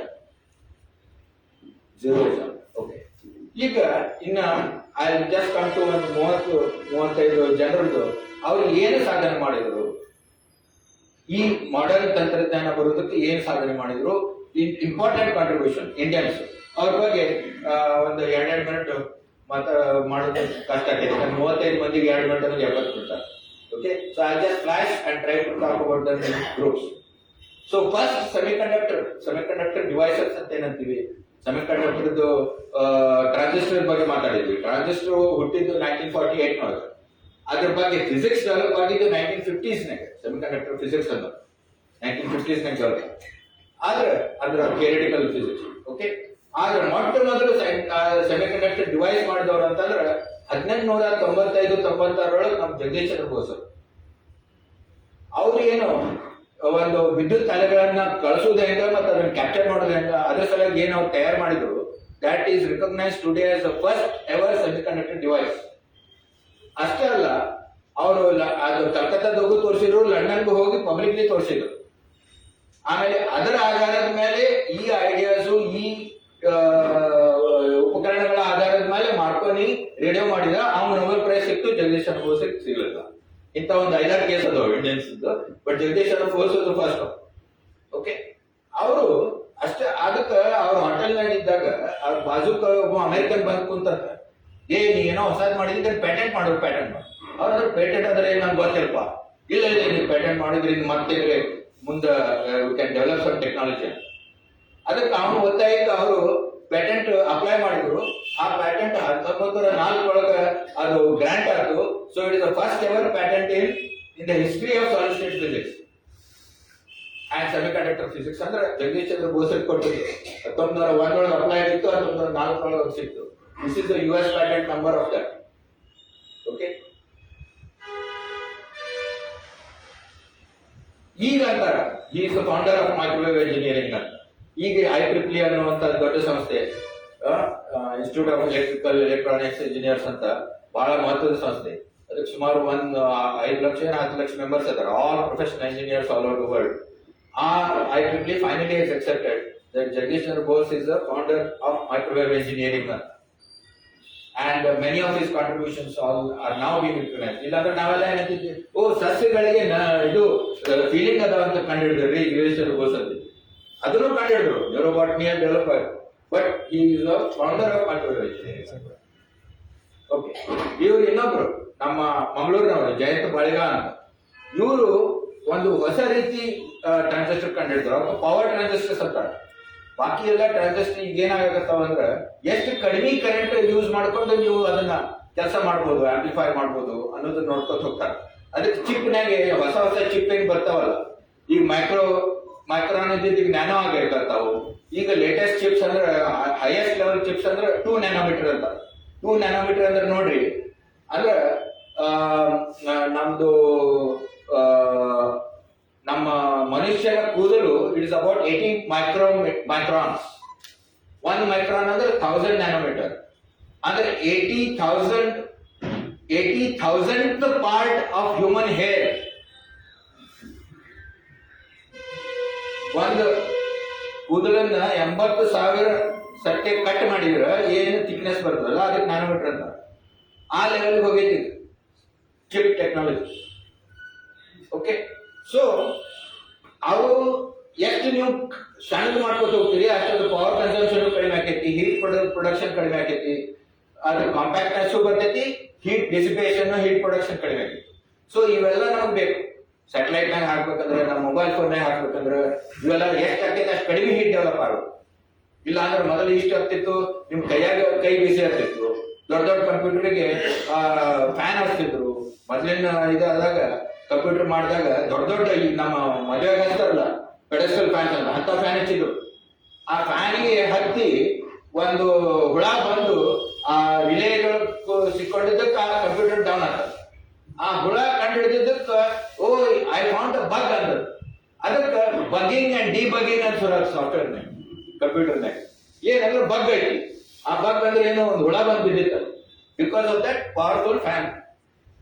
ಆಮೇಲೆ ಈಗಂತೂ ಸೂಪರ್ ಕಂಪ್ಯೂಟರ್ಸ್ಗೆ ಲಿಕ್ವಿಡ್ ನೈಟ್ರೋಜನ್ ಇಡ್ತಾರ, ಅಷ್ಟು ಅದಕ್ಕೆ ಹೀಟ್ ಸೆನ್ಸಿಟಿವ್ ಇರ್ತಾವ. ಓಕೆ, ಸೊ ಅದು ಒಂದು ಹತ್ಯೆ ಆದ್ರೆ ನಮಗ ಅದಕ್ಕೆ milli amperes, micro amperes level ಅಂದ್ರೆ ಕಡಿಮೆ ಕರೆಂಟ್ ತಗೊಂಡು ಅದು ಆಂಪ್ಲಿಫೈ ಮಾಡಬೇಕು. ಅಂದ್ರೆ ಅದರದ್ದು ಹೀಟ್ ಪ್ರೊಡಕ್ಷನ್ ಕಡಿಮೆ ಆಗ್ತದೆ. ಇದು ಒಂದು ಗತಿ.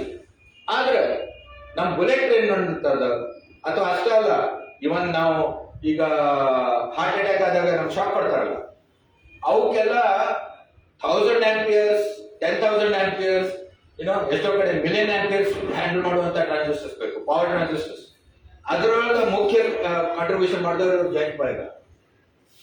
ಅವರೊಂದು ಹೊಸ ಟ್ರಾನ್ಸಿಸ್ಟರ್ ಕಂಡುಹಿಡಿದ್ರು, IGBT ಅಂತ, ಇನ್ಸುಲೇಟೆಡ್ ಗೇಟ್ ಬೈಪೋಲಾರ್ ಟ್ರಾನ್ಸಿಸ್ಟರ್ಸ್ ಅಂತ. ಅವರು ಐಟಿ ಮಡ್ರಾಸ್ ಗ್ರಾಜುಯೇಟ್. ಅಲ್ಲಿ ಹೋಗಿ ಜನರಲ್ ಎಲೆಕ್ಟ್ರಿಕ್ ಅಲ್ಲಿ ಪಿ ಮಾಡಿದ್ರು. ಜನರಲ್ ಎಲೆಕ್ಟ್ರಿಕ್ ರಿಸರ್ಚ್ ಕೆಲಸ ಮಾಡ್ಬೇಕಾದ್ರೆ ಅದನ್ನ IGBT ಕಂಡುಹಿಡಿದ್ರು. ಸೊ ಇಂಥವ್ರು ಕೆಲವರು ಸುಮ್ಮನೆ ಚಿತ್ರ ತೋರಿಸ್ತೀನಿ. ಇವರು ಉಮೇಶ್ ಮಿಶ್ರಾ, ಇವರು ನಮ್ಮ IIT ಕಾನ್ಪುರ್ ಗ್ರಾಜುಯೇಟ್, ಈಗ ಯೂನಿವರ್ಸಿಟಿ ಆಫ್ ಸ್ಯಾಂಟಾ ಬಾರ್ಬರಾದೊಳಗೆ ಪ್ರೊಫೆಸರ್ ಅದಾರ. ಈಗ ಒಂದು ಮುಖ್ಯ ಸೆಮಿಕಂಡಕ್ಟರ್ ಅಂದ್ರೆ ಗ್ಯಾಲಿಯಂ ನೈಟ್ರೈಡ್. ನಮ್ಮ ಮೊಬೈಲ್ ಬೇಸ್ ಸ್ಟೇಷನ್ ಯೂಸ್ ಮಾಡೋದು ಗ್ಯಾಲಿಯಂ ನೈಟ್ರೈಡ್ ಟ್ರಾನ್ಸಿಸ್ಟರ್ಸ್. ಈಗ ನಮ್ಮ ರೇಡಾರ್ಸ್, ಈಗೇನು ನಾವು ಏರ್ ಡಿಫೆನ್ಸ್ಗೆ ಮೊನ್ನೆ ಎಲ್ಲರೂ ಒಮ್ಮಿಕ್ಲೆ ರೇಡಾರ್ ಕಾನ್ಶಿಯಸ್ ಆದವರು. ಓಕೆ, ಯುದ್ಧ ಸುರಾಡ್ಕೊಳ್ಳಿ ನಮ್ಮಲ್ಲಿ ಎಂತ ರೇಡಾರ್ ಅದಾವ್ರಿ, ಅವ್ರ ಹತ್ರ ಎಂತ ರೇಡಾರ್ ಅದಾವ್ರಿ, ಹೆಂಗ್ ಕಂಡಿಡ್ತಾವ್ರಿ, ಅವೆಲ್ಲ ಯೂಸ್ ಮಾಡೋದು ಗ್ಯಾಲಿಯಂ ನೈಟ್ರೈಡ್. ಇವರು ಗ್ಯಾಲಿಯಂ ನೈಟ್ರೈಡ್ ನೊಳಗೆ ಅತ್ಯುತ್ತಮ ಕೆಲಸ ಮಾಡಿದಂತ. Okay, for defence applications and telecommunication. ಆಮೇಲೆ ಚಿಪ್ಸ್ ನೋಡ್ಬೇಕಂದ್ರೆ ಈ ಪಲ್ಲವ್ ಚಟರ್ಜಿ ಅಂತ, ಇವರು IIT ಖರಗ್ಪುರ್, ಇವ್ರಿಗೂ ಪ್ರೆಸಿಡೆನ್ಷಿಯಲ್ ಮೆನ್ಷನ್. ಇವೆಲ್ಲ ಆಮೇಲೆ ಅಮೆರಿಕಾದಾಗ ಹೋಗಿ ಬಹಳ ಮಂದಿ ಸೆಟ್ಲ್ ಆಗಿ ಅಲ್ಲಿ ಡೆವಲಪ್ ಮಾಡಿದ ಟೆಕ್ನಾಲಜಿನೂ ಉದಾಹರಣೆ ಕೊಡ್ತೀನಿ. ಕೆಲವರು ಇಂಡಿಯಾದೊಳಗೆ ಇದ್ಕೊಂಡು ಡೆವಲಪ್ ಮಾಡಿದ್ದು ಉದಾಹರಣೆ ಕೊಡ್ತೀನಿ. ಅದಕ್ಕೆ ನಾನು ಭಾರತೀಯರು ಅಂತಂದ್ರೆ ಭಾರತೀಯ ಮೂಲದವ್ರನ್ನೂ ಹೇಳ್ತೀನಿ, ಭಾರತದೊಳಗೆ ಇದು ಮಾಡಿದವರು ಹೇಳ್ತೀನಿ, ಹೊರಗೋಗಿ ಮಾಡಿದವ್ರದ್ದು ಹೇಳ್ತೀನಿ ಅಷ್ಟೇ. ಅಂದ್ರೆ but they are all trained in India. I am not talking about second generation, third generation ಭಾರತೀಯರು. ಓಕೆ, ಅಲ್ಲಿ ಹುಟ್ಟಿ ಅಲ್ಲಿ ಸಿಸ್ಟಮ್ನಾಗ ಬೆಳೆದವರು. ಇವರೆಲ್ಲ ಗ್ರಾಜುಯೇಟ್ ಆಗಿದ್ದು, ಶಾಲೆಗೆ ಹೋಗಿದ್ದು, ಹೈಸ್ಕೂಲ್ಗೆ ಹೋಗಿದ್ದು ನಮ್ಗೆ ಕೊಡು. Okay, Pallav Chatterjee Texas Instruments ನಾಗಿದ್ರು. ವಿನೋದ್ ಧಾಮ್, ಇವ್ರಿಗೆ ಫಾದರ್ ಆಫ್ ಪೆಂಟಿಯಂ ಅಂತಾರೆ. ಯಾಕಂದ್ರೆ ಇಂಟೆಲ್ನೊಳಗ ಪೆಂಟಿಯಂ ಅಂದ್ರೆ ಹೈಯೆಸ್ಟ್ ಸೆಲ್ಲಿಂಗ್ ಚಿಪ್ ಸೋಫಾರ್ ಅಂತ ಆಗಿತ್ತು. ಅದರದ್ದು ಇನ್ಚಾರ್ಜ್ ಇದ್ರು. ಈಗ ಇನ್ನೊಂದು ವಿಷಯ ಅಂತಂದ್ರೆ ಈ ಮಾಡರ್ನ್ ಟೆಕ್ನಾಲಜಿ ಒಳಗೆ ಯಾರೋ ಫಾದರ್ ಇಲ್ಲ, ಮದರ್ ಇಲ್ಲ, ಅದೆಲ್ಲ ಸುಳ್ಳು. ಹಿಂದಿನ ಕಾಲದೊಳಗೆ ಅಲ್ವಾ ಎಡಿಸನ್, ಗ್ರಾಮ್ ಬೆಲ್, ಫ್ಯಾರಡೆ ಇವ್ರು ಇದನ್ನ ಮಾಡಿದ್ರಪ್ಪ, ಅದನ್ನ ಮಾಡಿದ್ರಪ್ಪ ಅಂತ ಹೇಳಕ್ ಬರ್ತಿದೆ. ಈಗಿನ ಕಾಲದೊಳಗೆ ಯಾವುದೇ ಟೆಕ್ನಾಲಜಿ ಡೆವಲಪ್ ಮಾಡಕ ಸಾವಿರಾರು ಟೆಕ್ನಾಲಜಿಸ್ ಬೇರೆ ಬೇರೆ ದೇಶಗಳಲ್ಲಿ ಕೂತ್ಕೊಂಡು ಕಾಂಟ್ರಿಬ್ಯೂಟ್ ಮಾಡ್ತಾರೆ. ಹಿಂಗಾಗಿ ಇದರ ದೇಶದ ಟೆಕ್ನಾಲಜಿ ಅಂತೂ ಹೇಳಕ್ ಬರೋಲ್ಲ. ಓಕೆ, ಅವ ಏನು ಭಾಳ ಅಂದ್ರೆ ಪ್ಯಾಟೆಂಟ್ ಅವನ ಹೆಸರಲ್ಲಿ ಅಥವಾ ಇನ್ನೊಂದು 10 ಮಂದಿ ಕೂಡ ಪ್ಯಾಟೆಂಟ್ ಇರ್ಬೋದು. ಬಟ್ ಆಕ್ಚುಯಲ್ ಟೆಕ್ನಾಲಜಿ ಏನ್ ಮಾರ್ಕೆಟ್ನಾಗ ಬರ್ತೈತಿ ಅದು ಅಪ್ಲೈ ಆಗ್ತೈತಿ, ಅದ್ರ ಸಲುವಾಗಿ ಸಾವಿರಾರು ಮಂದಿ ಕೆಲಸ ಮಾಡಬೇಕಾಗೈತಿ. ಸೊ ಎನಿವೇ, ಬಟ್ ಈ still called father of petrol, but he played an important role petrol development. Suhas Patil ಆಮೇಲೆ ಇನ್ನೂ ಕೆಲವ್ರ ಬಗ್ಗೆ ಹೇಳ್ತೀನಿ. ಏನಂದ್ರ ಈ 3-4 ಮಂದಿದು ಇವರು ಏನ್ ಮಾಡಿದ್ರ ಅಂದ್ರ ಈ ಚಿಪ್ ನೀವು ಮ್ಯಾನುಫ್ಯಾಕ್ಚರಿಂಗ್ ಎಲ್ಲ ನಾವು ಒಮ್ಮಿಗ್ಲೇ ಚಿಪ್ ಮಾಡುತ್ತೀರಿ, ಗುಜರಾತ್ನಾಗ ಆಗತೈತ್ರಿ, ಮದ್ರಾಸ್ನಾಗ ಆಗತೈತ್ರಿ, ಅಸ್ಸಾಂನಾಗ ಆಗತ್ತೀರಿ ಏನಂತೀವಲ್ಲ ಸೆಮಿಕಂಡಕ್ಟರ್ ಚಿಪ್ ಮಾಡಕತ್ತಾರ. ಅದು it is a manufacturing process, fabrication ಅಂತಾರ, ಚಿಪ್ ಫ್ಯಾಬ್ರಿಕೇಶನ್ ಅಂತ. ಮೊದಲು ಏನ್ ಮಾಡ್ತಿದ್ರು, ಸರ್ಕ್ಯೂಟ್ ಡಿಸೈನ್ ಮಾಡ್ತಿದ್ರು, ಅವರ ಅದನ್ನ ಚಿಪ್ ಫ್ಯಾಬ್ರಿಕೇಟಿವ್ ಮಾಡ್ತಿದ್ರು. Chip fabrication is a different, ನೀವು ಅದು ಕುಕಿಂಗ್ ಅಂತ ತಿಳ್ಕೋಬಹುದು. ಓಕೆ, ಒಂದ್ ರೀತಿ ಪಾಕಶಾಸ್ತ್ರ ಅದು. ಅದ್ರೊಳಗೆ ಸ್ವಲ್ಪ ಹೆಚ್ಚು ಕಡಿಮೆ ಆದ್ರೆ ರಿಸಲ್ಟ್ಸ್ ಬೇರೆ ಬಂದ್ಬಿಡ್ತಾವ. ಸೊ ಅದಕ್ಕೆ ಬಹಳ ಅದಕ್ಕೆ it's not it's both an art and a science, chip fabrication. ಆದ್ರೆ chip design is a different thing. Chip design ಹೆಂಗ್ ಮಾಡ್ತೀರಿ, ಈಗ ಡಿಸೈನ್ ಆ ರಿಸಲ್ಟ್ ಕೊಡ್ತೈತಿ ಇರುತ್ತೆ ನೀವು ವೆರಿಫೈ ಹೆಂಗ್ ಮಾಡ್ತೀರಿ before you start making it. ಅದಕ್ಕೆ ಟೆಸ್ಟಿಂಗ್ ಅಂಡ್ ವೆರಿಫಿಕೇಶನ್ ಹೆಂಗ್ ಮಾಡ್ತೀರಿ ಇವೆಲ್ಲ ನೀವು ಮೊದಲು ಮಾಡ್ಬೋದು. In fact 50 to 55% of value of a chip is in design and testing. Okay, only ಮೊದಲು 20% ಇದ್ದಿದ್ರು, ಈಗ about 40 to 45% value is in actually making the chip. Okay, ಅದಕ್ಕೆ ಫಾರ್ ಎಕ್ಸಾಂಪಲ್ ಈಗ ಉತ್ತರ ಕೊಡ್ಬೇಕಂದ್ರೆ ಆಪಲ್ ಏನ್ ಮಾಡ್ತೈತಿ, ಐಫೋನ್ ಡಿಸೈನ್ ಮಾಡ್ತೈತಿ. ಓಕೆ, ಐಫೋನ್ ಬೇಕಾಗಿದ್ದು ಕೆಲವು ಚಿಪ್ಸ್ ಡಿಸೈನ್ ಮಾಡ್ತಾರೆ. ಆ ಚಿಪ್ಸ್ ಮಾಡೋರು ಯಾರು, TSMC ಅಂತ ತೈವಾನ್ ಕಂಪನಿ. ಓಕೆ, ಆ ಚಿಪ್ಸೆಟ್ಸ್ ಅನ್ನ ಎಲ್ಲ ಕೂಡಿಸಿ ಆ ಆಪಲ್ ಅಸೆಂಬಲ್ ಮಾಡೋರು ಯಾರು, ಫಾಕ್ಸ್ಕಾನ್ ಅಂತ ಕಂಪನಿ, ತೈವಾನೀಸ್ ಕಂಪನಿ. ಆ ಫಾಕ್ಸ್ಕಾನ್ ಈಗ ಅಫ್ಕೋರ್ಸ್ ಇಂಡಿಯಾದೊಳಗೂ ಫ್ಯಾಕ್ಟರಿ ಆಗಿದೆ. ಓಕೆ, ಈಗ ಇದ್ರ ವ್ಯಾಲ್ಯೂ ಸಿಸ್ಟಮ್ ನೋಡ್ರಿ. ಆಪಲ್ ಮಾರ್ಕೆಟ್ ವ್ಯಾಲ್ಯೂ ಎಷ್ಟದ, $3 trillion, almost as much as entire India's economy. Okay, ಆ ಚಿಪ್ ಮಾಡು TSMC ಎಷ್ಟದ, ಅಬೌಟ್ $600 to $700 billion, ಅಂದ್ರೆ 1/5 ಆಫ್ ಆಪಲ್. ಫಾಕ್ಸ್ಕಾನ್ ಯಾರು ಅದನ್ನ ಅಸೆಂಬಲ್ ಮಾಡಿ ನಿಮ್ ಕೈಯಾಗ ಐಫೋನ್ ಕೊಡ್ತೈತಿ, ಅದ್ರ ಎಷ್ಟೈತಿ, $50 to $60 billion. So this is the gradation. ಯಾರು ಡಿಸೈನ್ ಮಾಡ್ತಾರ, ಯಾರು ಅದನ್ನ ಫ್ಯಾಬ್ರಿಕೇಟ್ ಮಾಡ್ತಾರ, ಯಾರು ಅದನ್ನ ಅಸೆಂಬಲ್ ಮಾಡ್ತಾರ. This is the value system right now in technology. Okay, so ಈ design function fabrication function separate ಆಗಿ ಮಾಡೋದು ಅನ್ನೋದ್ರೊಳಗ 4-5 ಭಾರತೀಯರು ಬಹಳ ಉತ್ತಮ ಕೊಡುಗೆಗಳನ್ನು ಕೊಟ್ಟರು. ಈ ಸುಹಾಸ್ ಪಾಟೀಲ್ ಅವರು, ಇವರು IIT ಖರಗ್ಪುರ್ ಗ್ರಾಜುಯೇಟ್, ಪ್ರಭು ಗೋಯಲ್ IIT ಕಾನ್ಪುರ್ ಗ್ರಾಜುಯೇಟ್, ರಾಜವೀರ್ ಸಿಂಗ್ ಇವರು ರೂರ್ಕಿ ಇಂಜಿನಿಯರಿಂಗ್ ಕಾಲೇಜ್ ಗ್ರಾಜುಯೇಟ್, ಈಗ IIT ರೂರ್ಕಿ ಆಗಿದೆ. ಆಮೇಲೆ ಇದೇ ರೀತಿ ವಿನೋದ್ ಖೋಸ್ಲಾ ಈಗ IIT ಡೆಲ್ಲಿ ಗ್ರಾಜುಯೇಟ್. ಅವರು ಶುರು ಮಾಡಿದ್ದು ಸನ್ ಮೈಕ್ರೋ ಸಿಸ್ಟಮ್ ಅಂತ. ಒಂದ್ ಕಾಲದಲ್ಲಿ ಬಹಳ ದೊಡ್ಡ ಕಂಪ್ಯೂಟರ್ ಕಂಪನಿ ಇತ್ತು, ಈಗ ಇಲ್ಲ. ಆರ್ಕಲ್ ಅವ್ರನ್ನ ತೊಗೊಂಡ್ರು, ಮೊದಲು IBM ನವ್ರು ತೊಗೊಂಡ್ರು, ಆರ್ಕಲ್ ನವ್ರು ತೊಗೊಂಡ್ರು, ಮುಗಿದೋದು. ಆಗಿನ ಕಾಲದೊಳಗೆ 80s 90s ನೊಳಗೆ ಸನ್ ಮೈಕ್ರೋ ಸಿಸ್ಟಮ್ ಪವರ್ಫುಲ್ ಅದರ ಸಂಸ್ಥಾಪಕರು. ಅದನ್ನ ಯಾಕೆ ಸಂಸ್ಥಾಪನೆ ಮಾಡಿದ್ರು ಅಂದ್ರೆ ಇವ್ರಿಗೆ ಚಿಪ್ ಡಿಸೈನ್ ಮಾಡ್ಬೇಕಿತ್ತು. ಚಿಪ್ ಡಿಸೈನ್ ಮಾಡಕ್ ಪವರ್ಫುಲ್ ಕಂಪ್ಯೂಟರ್ ಬೇಕಾಗಿತ್ತು. ಅದಕ್ಕೆ ಆ ಪವರ್ಫುಲ್ ಕಂಪ್ಯೂಟರ್ ತಯಾರು ಮಾಡುವಂತ ಸ್ಪೆಷಲ್ ಚಿಪ್ಸ್ ಅದ್ರ ಸಲ ಡಿಸೈನ್ ಮಾಡಿದ್ರು ಮತ್ತು ಸ್ಪೆಷಲ್ ಕಂಪ್ಯೂಟರ್ಸ್ ಮಾಡಿದ್ರು. ಅದು ಸನ್ ಮೈಕ್ರೋ ಸಿಸ್ಟಮ್ ಒಂದು ಗುರುತ. ಅವ್ರು Vinod Khosla, after all today is one of the top 10 you can say venture capitalist ಅಂತಾರಲ್ಲ, ಯಾರು ದುಡ್ಡು ಹಾಕಿ ಒಳ್ಳೆ ಐಡಿಯಾದೊಳಗ ಬ್ಯಾಕಿಂಗ್ ಕೊಟ್ಟು ಅದಕ್ಕೆ ಸ್ಟಾರ್ಟ್ಅಪ್ ಗೆ ಬ್ಯಾಕಿಂಗ್ ಕೊಡ್ತಾರ ಅಂತ top 10 in the Silicon Valley ಅಂತಂದ್ರೆ one of them is Vinod Khosla. So but ಇವರು ಕಾಂಟ್ರಿಬ್ಯೂಟ್ ಮಾಡಿದ್ದು ಆ ಚಿಪ್ ಇಂಡಸ್ಟ್ರೀಸ್ ಅಲ್ಲ ಶುರುವಾದ.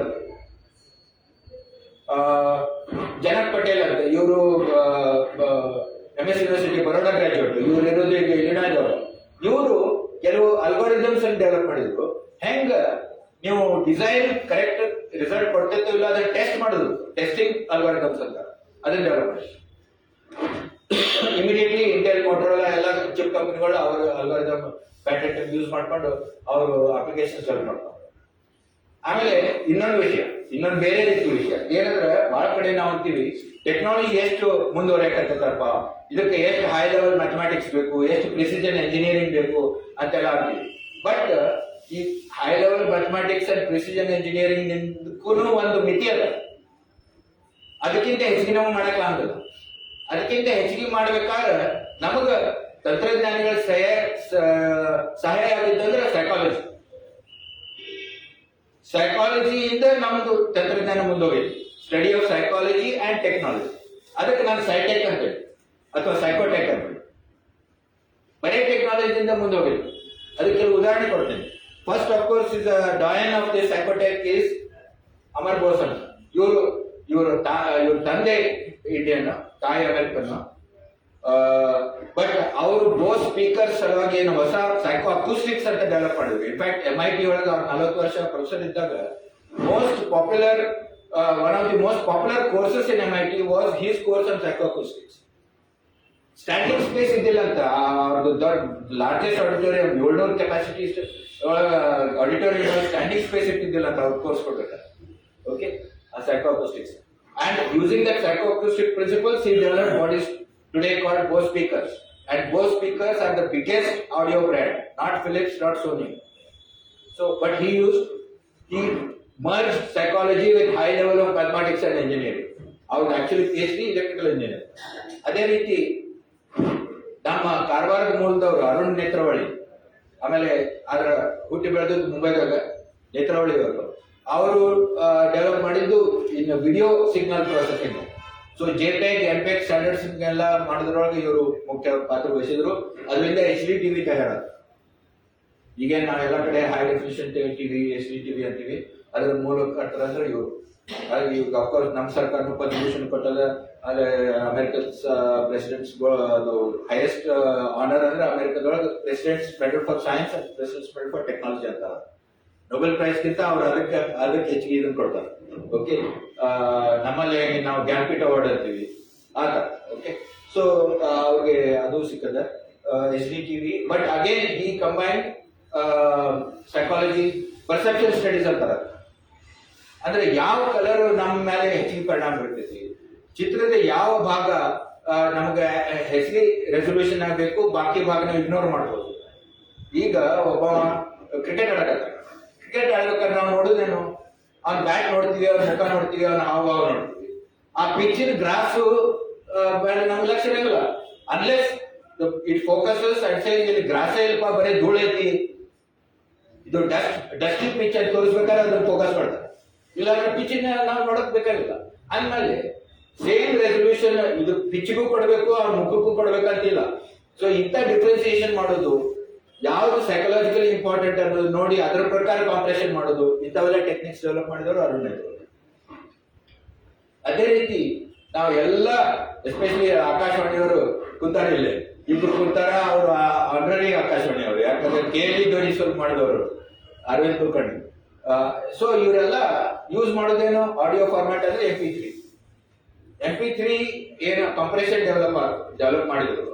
ಅದು ಹಿಂದೆ ಏನು ಎಲ್ಲ ಮ್ಯಾಥಮ್ಯಾಟಿಕ್ಸ್ ಇಂಜಿನಿಯರಿಂಗ್ ಯೂಸ್ ಮಾಡಿದ್ರು ಅದರ 10 ಪಟ್ಟು ಕಾಂಪ್ರೆಷನ್ ಆಗ್ತದೆ. ಯಾಕಂದ್ರೆ ಅವ್ರು ಸೈಕಾಲಜಿ ಯೂಸ್ ಮಾಡಿದ್ರು. ಆಗ್ಲೇ ಮಿತಿ ಮುಟ್ಟಿಬಿಟ್ಟಿತ್ತು. ಏನಂದ್ರೆ ಈ ಯಾವ ಫ್ರೀಕ್ವೆನ್ಸಿಗೆ ನಮ್ಮ ಕಿವಿ ಕೊಡ್ತಾವು ಅಂತ, ಸೆನ್ಸಿಟಿವ್ ಅದಾವ.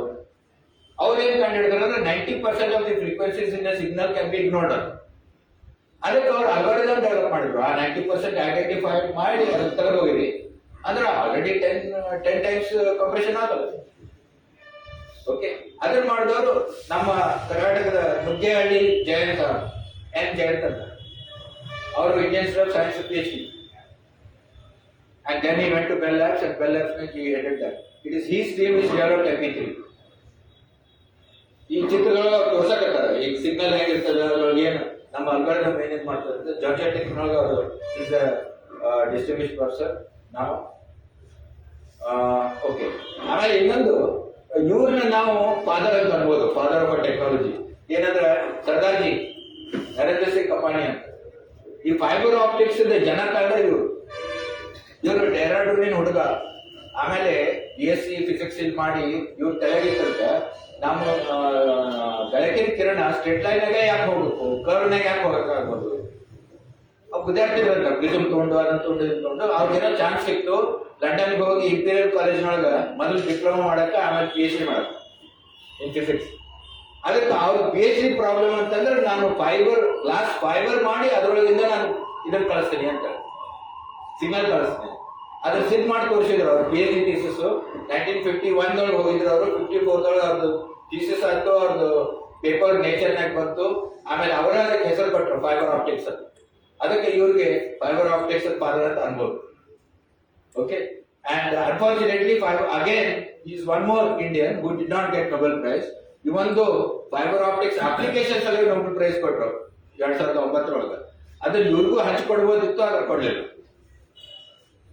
ನಮ್ಮ ಸರ್ಕಾರ ಅವ್ರು ತೀರ್ಕೊಂಡ್ರು 5 ದಿವಸದ ಮೇಲೆ ನಮ್ದು ಇದು ರಿಪಬ್ಲಿಕ್ ಡೇ ಇತ್ತು, ಅದಕ್ಕೆ ಪದ್ಮವಿಭೂಷಣ ಅನ್ನು ಕೊಟ್ಟರು 2024 23.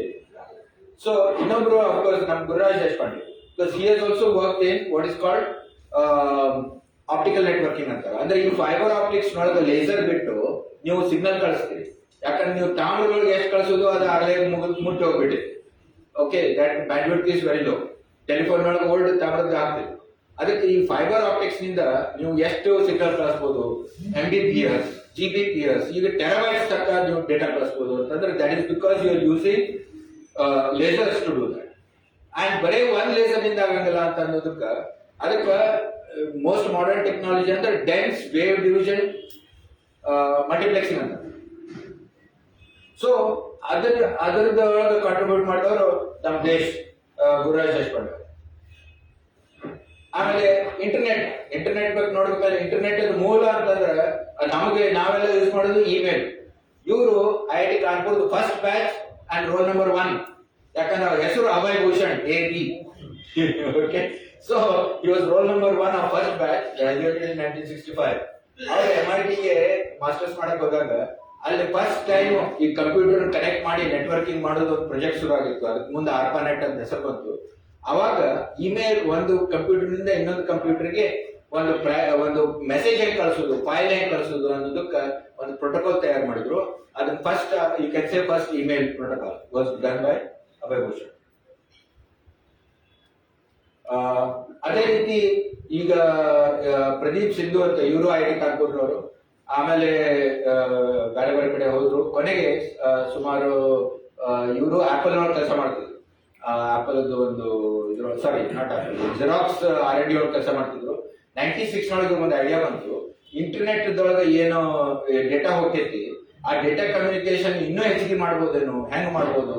ಅದಕ್ಕೆ ಅವಾಗ ಇನ್ನೂ ಮೆಗಾಬೈಟ್ಸ್ ನಡೀತಿತ್ತು, ನಾವು ಗಿಗಾಬೈಟ್ ರೌಟರ್ಸ್ ಮಾಡ್ಬೋದೇನು ಅಂತೇಳಿ ಫಸ್ಟ್ ಟೈಮ್ ಅದನ್ನ ಡೆವಲಪ್ ಮಾಡಿದವರು ಅಂದ್ರೆ ಇವರು. ಆಮೇಲೆ ಇವ್ರ ಕಂಪನಿಗೆ ವಿನೋದ್ ಖೋಸ್ಲಾ ದುಡ್ಡು ಹಾಕಿ ಶುರು ಮಾಡಿದ್ರು ಜುನಿಪರ್ ನೆಟ್ವರ್ಕ್ಸ್ ಅಂತ. ಆ juniper networks became a joint.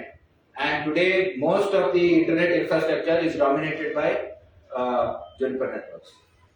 Of course, ದೊಡ್ಡ ಕಂಪನಿ ಆಗಿದ್ದು ಸಿಸ್ಕೋ ಅಂತವು ಅವ್ರನ್ನ ಚಾಲೆಂಜ್ ಮಾಡಿದ್ದು ಇವ್ರ company Juniper networks. So again, internet infrastructure ಗೆ ಇವ್ರದ್ದು ಕಾಂಟ್ರಿಬ್ಯೂಷನ್ ಇಸ್ ವೆರಿ ಮಚ್. ಅದೇ ರೀತಿ ಯೋಗೇಂದ್ರ ಲಾಲ್, ಇವರು IIT ಬಾಂಬೆ ಗ್ರಾಜುಯೇಟ್, ಮುಂದೆ ಸ್ಟ್ಯಾನ್ಫೋರ್ಡ್ ಯೂನಿವರ್ಸಿಟಿಗೆ ಹೋದಾಗ ಇವ್ರಿಗೆ ಬಿಟೆಕ್ ಪ್ರಾಜೆಕ್ಟ್ ಏನಂದ್ರೆ ಇವರು ಇರೋದು ಪವೈದೊಳಗೆ, IIT ಬಾಂಬೆ ಇರೋದು ಪವೈ ವಿಕ್ಟೋರಿಯಾ. ಅವಾಗ ಒಂದೇ ಕಂಪ್ಯೂಟರ್ ಇತ್ತು, Tata institute of fundamental research, CDC 6600. ಅದು ಮೋಸ್ಟ್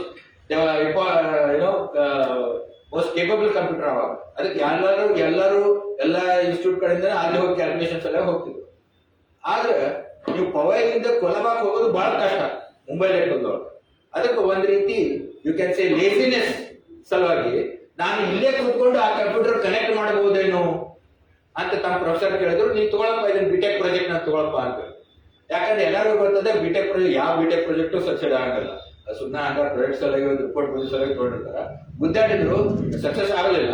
ಬಟ್ ಸ್ಟ್ಯಾನ್ಫೋರ್ಡ್ ಹೋದ್ಮೇಲೆ ಅದೇ ವಿಷಯದ ಬಗ್ಗೆ ಅವರು ಡೆವಲಪ್ ಮಾಡ್ಬೇಕಾದ್ರೆ ಇವ್ರ ಇನ್ನೊಬ್ಬ ವಿದ್ಯಾರ್ಥಿ ಮತ್ತೆ ಇವ್ರ ಪ್ರೊಫೆಸರ್ ಕೂಡಿ TCP/IP ಅಂತ ಹೇಳಿ ಒಂದು ಪ್ರೋಟೋಕಾಲ್ ಡೆವಲಪ್ ಮಾಡಿದ್ರು. ಓಕೆ, ಇಡೀ ಇಂಟರ್ನೆಟ್ ಆಧಾರಿತ ಆಗಿದ್ದು TCP/IP. ಅಂದ್ರೆ ಎರಡು ಬೇರೆ ಬೇರೆ ನೆಟ್ವರ್ಕ್ ಇರ್ತಾವ. ಆ ನೆಟ್ವರ್ಕ್ ತಮ್ಮೊಳಗೆ ಹೆಂಗ್ ಮಾತಾಡ್ಬೋದು ಅಂತ. ಅದಕ್ಕೆ ಟ್ರಾನ್ಸ್ಫರ್ ಕಂಟ್ರೋಲ್ ಪ್ರೋಟೋಕಾಲ್ ಅಂತ. Transfer control protocol and internet protocol TCP/IP. So internet ತಳಾಧಾರ ಆಗಿದ್ದು ಕೆಲವು ಟೆಕ್ನಾಲಜೀಸ್ಗೆ ಈ 3 ಮಂದಿ ಹೆಸರು ನಾವು ಹೇಳ್ಬೋದು. ಅದೇ ರೀತಿ ಈಗ ಆರ್ಟಿಫಿಷಿಯಲ್ ಇಂಟೆಲಿಜೆನ್ಸ್ ಬಗ್ಗೆ ಬಹಳ ಆಗ್ತೈತಿ. ಆದ್ರೆ ಈಗಿನ ಆರ್ಟಿಫಿಷಿಯಲ್ ಇಂಟೆಲಿಜೆನ್ಸ್ ಬೇರೆ, ಮೂಲ ಶುರುವಾಗಿದ್ದ ಆರ್ಟಿಫಿಷಿಯಲ್ ಇಂಟೆಲಿಜೆನ್ಸ್ ಬೇರೆ. ಅವಾಗ ಏನಿತ್ತಂದ್ರೆ 1955-56 ಒಂದು ಕಾನ್ಫರೆನ್ಸ್ ಆಯ್ತು ಬಾಸ್ಟನ್ ಹತ್ರ. ಅವಾಗ ಇದು ಅಗ್ದಿ the biggest brains in computer science got together and said we understand how the brain works like A digital computer. ಅದಕ್ಕೆ ಬ್ರೈನ್ ಫಂಕ್ಷನ್ಸ್ ಏನದಾವು ಅದನ್ನೆಲ್ಲ ನಾವು ಕಂಪ್ಯೂಟರ್ನಾಗ ಮಾಡಬಹುದು ಅಂತೇಳಿ ಒಂದು ಆಂಬಿಷಿಯಸ್ ಪ್ರೋಗ್ರಾಮ್ ಹಾಕಿದ್ರು. ಅದಕ್ಕೆ it is called the manifesto of artificial intelligence. 1955-56 ಅದು ಅವ್ರು ಪಬ್ಲಿಷ್ ಮಾಡಿದ್ರು. ಓಕೆ, ಅದ್ರ ಮೂಲ ಆಧಾರ ಅಂತಂದ್ರೆ brain works like digital computer ಅಂತ. ಸೊ ಅದ್ರ ಆಧಾರದ ಮೇಲೆ ವಿಷನ್ ಮಾಡ್ಬೋದೇನೋ, ಸ್ಪೀಚ್ ಮಾಡ್ಬೋದೇನೋ, language translation, natural language translation ಮಾಡ್ಬೋದೇನೋ ಕಂಪ್ಯೂಟರ್. ಇವೆಲ್ಲ ಬ್ರೈನ್ ಕಾಗ್ನಿಟಿವ್ ಫಂಕ್ಷನ್ಸ್ ಏನಂತಾರಲ್ಲ ಅವನ್ನೆಲ್ಲ ನಾವು ಮಷಿನ್ ಒಳಗೆ ಹಾಕ್ಬೋದೇನೋ ಅನ್ನೋದು ಅವ್ರದ್ದು ಗುರಿಯಾಗಿತ್ತು. ಆದ್ರೆ ವಿದಿನ್ 10 to 15 years ಅವ್ರು ಬಹಳ ಅಚೀವ್ ಮಾಡಿದ್ರು. ಅವಾಗ ಇನ್ನೂ ಕಂಪ್ಯೂಟರ್ಸ್ ಅಷ್ಟು ಹೆಚ್ಚಿಗೆ ಡೆವಲಪ್ ಆಗಿದ್ದಿಲ್ಲ, ಬಟ್ ಮ್ಯಾಥಮ್ಯಾಟಿಕ್ಸ್ ವಾಸ್ ಡೆವಲಪಿಂಗ್. ಅಂತವ್ರು ಕೊನೆಗೆ ಇಲ್ಲಪ್ಪ ನಮಗೆ ಬ್ರೈನ್ ಹ್ಯಾಂಗ್ ಫಂಕ್ಷನ್ ಆಗಿದ್ದು ಬರ್ತಿಲ್ಲ ಅನ್ನೋ ಕನ್ಕ್ಲೂಷನ್ಗೆ ಬಂದರು. ಯಾಕಂದ್ರೆ ನಾನು ಬಹಳ ಮಂದಿ ಅವರನ್ನು ಭೇಟಿ ಇದೆ. ಆಮೇಲೆ ಅವರು 70s ನಿಂದ ಆ ಫೀಲ್ಡ್ ಬಿಟ್ಟು ಬೇರೆ ಬೇರೆ ಕೆಲಸ ಮಾಡೋದು. ನಾನು ಕೇಳಿದೆ ಯಾಕೆ ಬಿಟ್ರಿ ಅಂದ್ಕೊಳ್ಳಿ, we found out that what ever we had assume that brain works like a digital computer is not true. How brain works we still don't know. So for example ಒಬ್ರು ಬಹಳ ಈ ಲ್ಯಾಂಗ್ವೇಜ್ ಬಗ್ಗೆ ಭಾಷೆಯ ಸ್ಟ್ರಕ್ಚರು, ವ್ಯಾಕರಣ ಇವತ್ತನ್ನ ಹೆಂಗ್ analyse ಮಾಡಬೇಕು ಅಂತ ಹೇಳಿ ಬಹಳ ಕೆಲಸ ಮಾಡಿದವರು ಅಂದ್ರೆ ನಮ್ಮ ಗುರುನಾಥ ಅರವಿಂದ್ ಜೋಶಿ ಅಂತ. ಅವರು ಯೂನಿವರ್ಸಿಟಿ ಆಫ್ ಪೆನ್ಸಿಲ್ವೇನಿಯಾದೊಳಗೆ 60 ವರ್ಷದಿಂದ ಆ ಸಬ್ಜೆಕ್ಟ್ ನೋಡಿ ಕೆಲಸ ಮಾಡಿದ್ರು. ನಾನು ಭೇಟಿಯಾದಾಗ ನಾನು ಕೇಳಿದೆ ಈಗೇನ್ ಮಾಡ್ತೀನಿ ಅಂದ್ರೆ, ನಾನು 1 ವರ್ಷದ ಕೂಸನ್ನು ಅಬ್ಸರ್ವ್ ಮಾಡ್ತೀನಿ ಅಂತ ಹೇಳಿ. 1 ವರ್ಷದ ಕೂಸು ತನ್ನ ತಾಯಿ ಮಾತು ಹೆಂಗ್ ತಿಳ್ಕೊತೈತಿ, ಇದಕ್ಕೆ ಫಸ್ಟ್ ಲ್ಯಾಂಗ್ವೇಜ್ ಅಕ್ವಿಸಿಷನ್ ಅಂತ.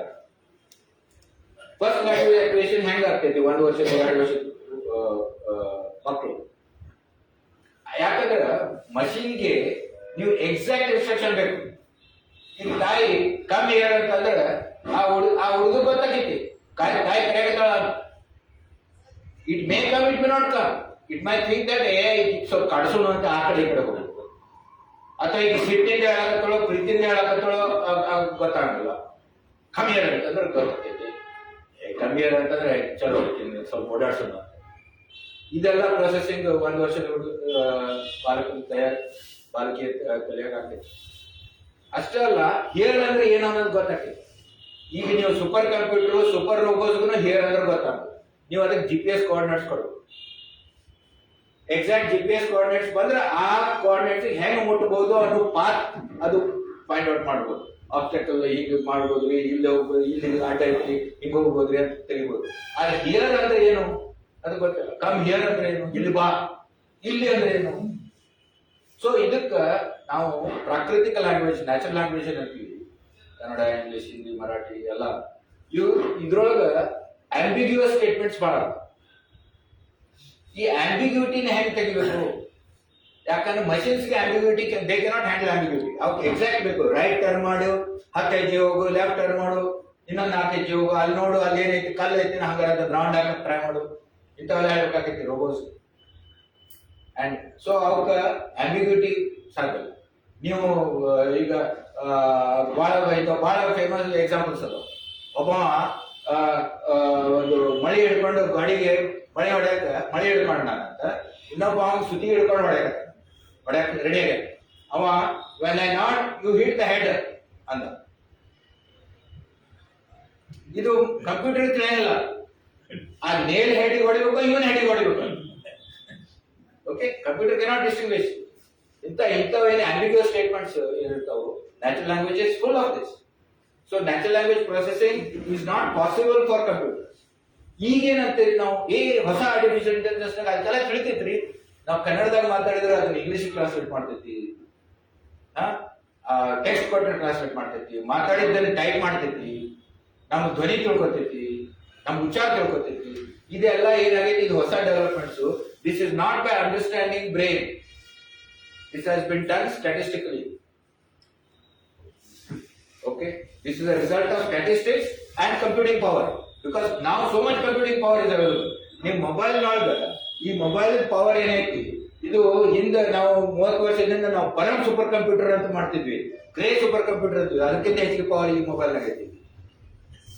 ಓಕೆ, ಸೊ ಆ ಪ್ರೊಸೆಸಿಂಗ್ ಪವರ್ ಇಷ್ಟು ಚೀಪ್ ಆಗಿ ಇಷ್ಟು ಧಾರಾಳವಾಗಿ ಇದ್ದಿದ್ರಿಂದ ನಾವು ಸ್ಟ್ಯಾಟಿಸ್ಟಿಕಲಿ ಮಾಡ್ಬೋದು. ಅಂದ್ರೆ 10,000 ಸತ್ಯ ಈ ಶಬ್ದಕ್ಕೆ ಈ ಅರ್ಥ ಬಂದೈತೆ ಅಂದ್ಮೇಲೆ ಇದಕ್ಕೆ ಅರ್ಥ ಅಂತ ತಿಳ್ಕೊತೀವಿ. ಆದ್ರೆ 10,000 ಶಬ್ದಗಳನ್ನ ಮೊದಲು ಟ್ರೈನ್ ಮಾಡ್ತೀವಿ. ಈ ಶಬ್ದಕ್ಕೆ ಇದರ ಅರ್ಥ, ಇದನ್ನ ಹಿಂಗ್ ಉಚ್ಚಾರ ಮಾಡಿದ್ರು ಅದರ ಅರ್ಥ, ಹಂಗ್ ಉಚ್ಚಾರ ಮಾಡಿದ್ರು ಇದರ ಅರ್ಥ, ನಿಮ್ಗೆ ನೆಗಡಿ ಎಲ್ಲ ಉಚ್ಚಾರ ಮಾಡಿದ್ರು ಇದರ ಅರ್ಥ, ಅಳ್ಕೋತ ಹೇಳಿದ್ರು ಅದರ ಅರ್ಥ, ಅದು ತಿಳ್ಕೊಬೇಕಲ್ಲ. All these variations whereas your ear and brain can understand that. ಯಾರೋ ಫೋನ್ ಮಾಡಿದ್ರೆ ಅವ್ರ ಹೆಸರು ಹೇಳಿದ್ರು ಇವರ ತಿಳ್ಕೊತೀವಿ. ಯಾರೋ ಹಾಡಿದ್ರೆ ಇವ್ರು ಕುಮಾರ್ ಗಂಧರ್ವ ಅಂತ ತಿಳ್ಕೊತೀವಿ. ಹೆಂಗ ನಿಮ್ ಬ್ರೈನ್ ಪ್ರೊಸೆಸ್ ಮಾಡ್ತೈತಿ. ಇವ್ರು ಮನ್ಸೂರ್ ರೀ, ಇವ್ರು ಕುಮಾರ್ ಗಂಧರ್ವ ರೀ, ರಫಿ ರೀ, ಕಿಶೋರ್ ಕುಮಾರ್ ರೀ. ಆ ಪ್ರೊಸೆಸಿಂಗ್ ಪವರ್ ಸಾಧ್ಯ ಇಲ್ಲ. ಅವ್ರೇನ್ ಮಾಡ್ತಾರ, ಈಗ ಆಪ್ಸ್ ಅದಾವಲ್ಲ, ಶಶಾಂಕ್ ಗಿಶಾಂಕ್ ಅಂತ ಸಾಕಷ್ಟು ಆಪ್ಸ್ ಅದಾವ. ಬರೇ ಹಾಡು ಕೇಳಿದ್ರೆ ಈ ಹಾಡಿನ ಲಿರಿಕ್ಸ್, ಫಿಲ್ಮು, ಅದ್ರದ್ದು ಇದು ಎಲ್ಲ ಕೊಡ್ತಾರ ಹಾಡ್ದವ್ರು ಯಾರು. ಹೆಂಗ ಅವ್ರಿಗೆ ಅಷ್ಟು ಹಾಡುಗಳನ್ನ ಕೇಳಿಸ್ಯಾರ, ಅದಕ್ಕೆ ಕೇಳಿಸಿದ್ರ ಉತ್ತರ ಇದು ಈ ತರ ಇತ್ತಂದ್ರೆ ಅದರ ಅಂತರ ಹೆಂಗಿತ್ತಂದ್ರೆ ಇದು ಅನ್ನೋದನ್ನ 10,000 ಸತ್ಯ ಅಂತ ಹೇಳಿದಾಗ ಅದು ತಿಳ್ಕೊತೀವಿ. ಅದ ಸ್ಟ್ಯಾಟಿಸ್ಟಿಕ್ಲಿ ಉತ್ತರ ಕೊಡ್ತೀವಿ. But not by understanding of the brain function, not the way your brain function. ಅದಕ್ಕೆ ಆಂಬಿಗ್ಯೂಟಿ ಆಗಿದ್ರೆ ಅದು ಬರೋಲ್ಲ ಅದು. Okay, mostly it will fail anyway. So ಈ ಹಳೆ ಆರ್ಟಿಫಿಷಿಯಲ್ ಇಂಟೆಲಿಜೆನ್ಸ್ ಒಳಗೆ ಕೆಲಸ ಮಾಡಿದವರು ಕೆಲವರು ತೋರಿಸ್ತೀನಿ.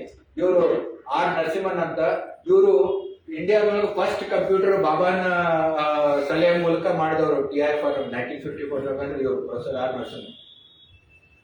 ಆ ಕಂಪ್ಯೂಟರ್ ಜಗತ್ತಿನ ಉಳಿದ ಕಂಪ್ಯೂಟರ್ ಸರಿಸಮವಾಗಿತ್ತು. ಅದಕ್ಕೆ TI-4 ಅಡ್ವಾನ್ಸ್ ಕಂಪ್ಯೂಟರ್ ಟಿಫ್ರಾಕ್ ಅಂತ. ಓಕೆ, ಆಮೇಲೆ ಇವರು ಪ್ಯಾಟರ್ನ್ ರಿಕಗ್ನಿಷನ್ ಅಂದ್ರೆ ಈ ವಿಷನ್, ಇವರು ದಿವಾಕರ್ ಹೆಗಡೆ ಅಂತ ಅವ್ರು ಗಡ್ಡ ಬಿಟ್ರು ಇವರೇ ದಿವಾಕರ್ ಹೆಗಡೆ ಅಂತ ಹೇಗೆ ತಿಳ್ಕೊತೀವಿ. ಆದ್ಮೇಲೆ ಇವರು ಮುಖದ ಕೆಲವು ಮೂಲ ಇದನ್ನ ನೀವು ಕ್ಯಾಪ್ಚರ್ ಮಾಡೋದಕ್ಕೆ ಇಟ್ಕೊತೀವಿ. ಅವ್ರು ಹಿಂಗ ಹೊಳಿದ್ರು ಇವರೇ ದಿವಾಕರ್ ಹೆಗಡೆ. ಸಿಲುವೆ ಇರ್ಲಿ, ಎದುರಿರ್ಲಿ, ಅಥವಾ ತಲೆ ಕೂದಲು ಕಡಿಮೆ ಆಗಿರ್ಲಿ, ಆದ್ರೂ ಇವ್ರನ್ನ ಫೇಶಿಯಲ್ ರೆಕಗ್ನಿಷನ್ ಮಾಡ್ಬೇಕಂದ್ರೆ ನೀವು ಫೇಸ್ ಮೂಲ ಇವು ಏನು ಅಂತ ಕ್ಯಾಪ್ಚರ್ ಮಾಡ್ತೀವಿ. Just like finger print. Okay, so ಇದನ್ನೆಲ್ಲ ಡೆವಲಪ್ ಮಾಡಿ ಪ್ಯಾಟರ್ನ್ ರಿಕಗ್ನಿಷನ್ ಅಂತಾರೆ. ಅದ್ರೊಳಗೆ ಭಾಳ ಕೆಲಸ ಮಾಡಿದವರು ಇವರು ಪ್ರೊಫೆಸರ್ ನರಸಿಂಹ. ಆಮೇಲೆ ರಾಜ್ ರೆಡ್ಡಿ, ಇವರು ಆಕ್ಚುಲಿ ಸಿವಿಲ್ ಇಂಜಿನಿಯರ್. ಆದ್ರೆ ಆಮೇಲೆ ಸ್ಟ್ಯಾನ್ಫರ್ಡ್ಗೆ ಹೋಗಿ ಅಲ್ಲೇನೋ ಎಲೆಕ್ಟ್ರಿಕಲ್ ಇಂಜಿನಿಯರಿಂಗ್ ಡಿಪಾರ್ಟ್ಮೆಂಟ್ ಜಾಯ್ನ್ ಆದ್ರು. ಅವರಲ್ಲಿ 63 ಒಂದು ಪ್ರಾಜೆಕ್ಟ್ ಜಾಯ್ನ್ ಆದ್ರು. ಏನಪ್ಪಾ ಅಂತಂದ್ರೆ, ನಾವು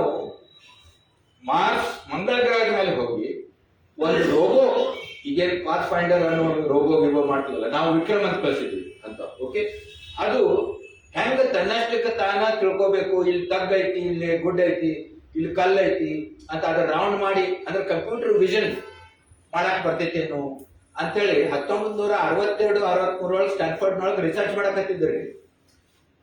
ನಿಮ್ಗೆ ಗೊತ್ತದ 62-63 ಯಾವ ಅಮೆರಿಕನ್ ಅಂತರಿಕ್ಷಕ್ಕೆ ಹೋಗಿದ್ದಿಲ್ಲ, ಗಗಾರಿನ್ ಹೋಗಿದ್ದ. ಅಂತರಿಕ್ಷದೊಳಗೆ ಹೋಗಿದ್ದಿಲ್ಲ, ಮಂಗಳ ಗ್ರಹ ಬಿಡ್ರಿ. ಆದ್ರೆ ಮಂಗಳ ಗ್ರಹಕ್ಕೆ ನಾವು ಹೋದ ಮೇಲೆ ನಾವು ಅಲ್ಲಿ ರೋಬೋ ಬಿಟ್ರೆ ಆ ರೋಬೋ ಹೆಂಗ್ ಅಡ್ಡಾಡ್ಬೇಕು ಅನ್ನೋದು ರಿಸರ್ಚ್ ಸ್ಟ್ಯಾನ್ಫರ್ಡ್ ಯೂನಿವರ್ಸಿಟಿ ಒಳಗೆ 62-63 ಮಾಡಿ. ಇದಕ್ಕೆ ರಿಸರ್ಚ್ ಅಂತಾರ. ನಾವು R&D ಅಂತೀವಲ್ಲ, R&D ಒಳಗೆ ಇನ್ವೆಸ್ಟ್ ಮಾಡ್ಬೇಕು, R&D ಪ್ರೊಜೆಕ್ಟ್ಸ್ ಮಾಡ್ಬೇಕು ಅಂದ್ರೆ ಇದಕ್ಕೆ ರಿಸರ್ಚ್ ಅಂತಾರ. ಅವ್ರು ಮಾಡಿದ್ದನ್ನ ನಾವು ಇನ್ನೊಂದ್ ಸ್ವಲ್ಪ ಇನ್ನೂ ಇಂಪ್ರೂವ್ ಮಾಡ್ತಿದ್ರಿ ಅನ್ನೋದಕ್ಕೆ ರಿಸರ್ಚ್ ಅನ್ನೋದಿಲ್ಲ. It's not called R&D, it's called development, not research. So anyway, ಆ ಪ್ರಾಜೆಕ್ಟ್ ಜಾಯ್ನ್ ಆದ್ರೆ ಹಿಂಗಾಗಿ ಆರ್ಟಿಫಿಷಿಯಲ್ ಇಂಟೆಲಿಜೆನ್ಸ್ ಒಳಗೆ ಹೆಚ್ಚಿಗೆ ಕೆಲಸ ಮಾಡಿದ್ರು. ಕೊನೆಗೆ ಅವರು ಹೆಚ್ಚಿಗೆ ಕಾಂಟ್ರಿಬ್ಯೂಟ್ ಮಾಡಿದ್ದಂದ್ರೆ speech analysis and speech recognition.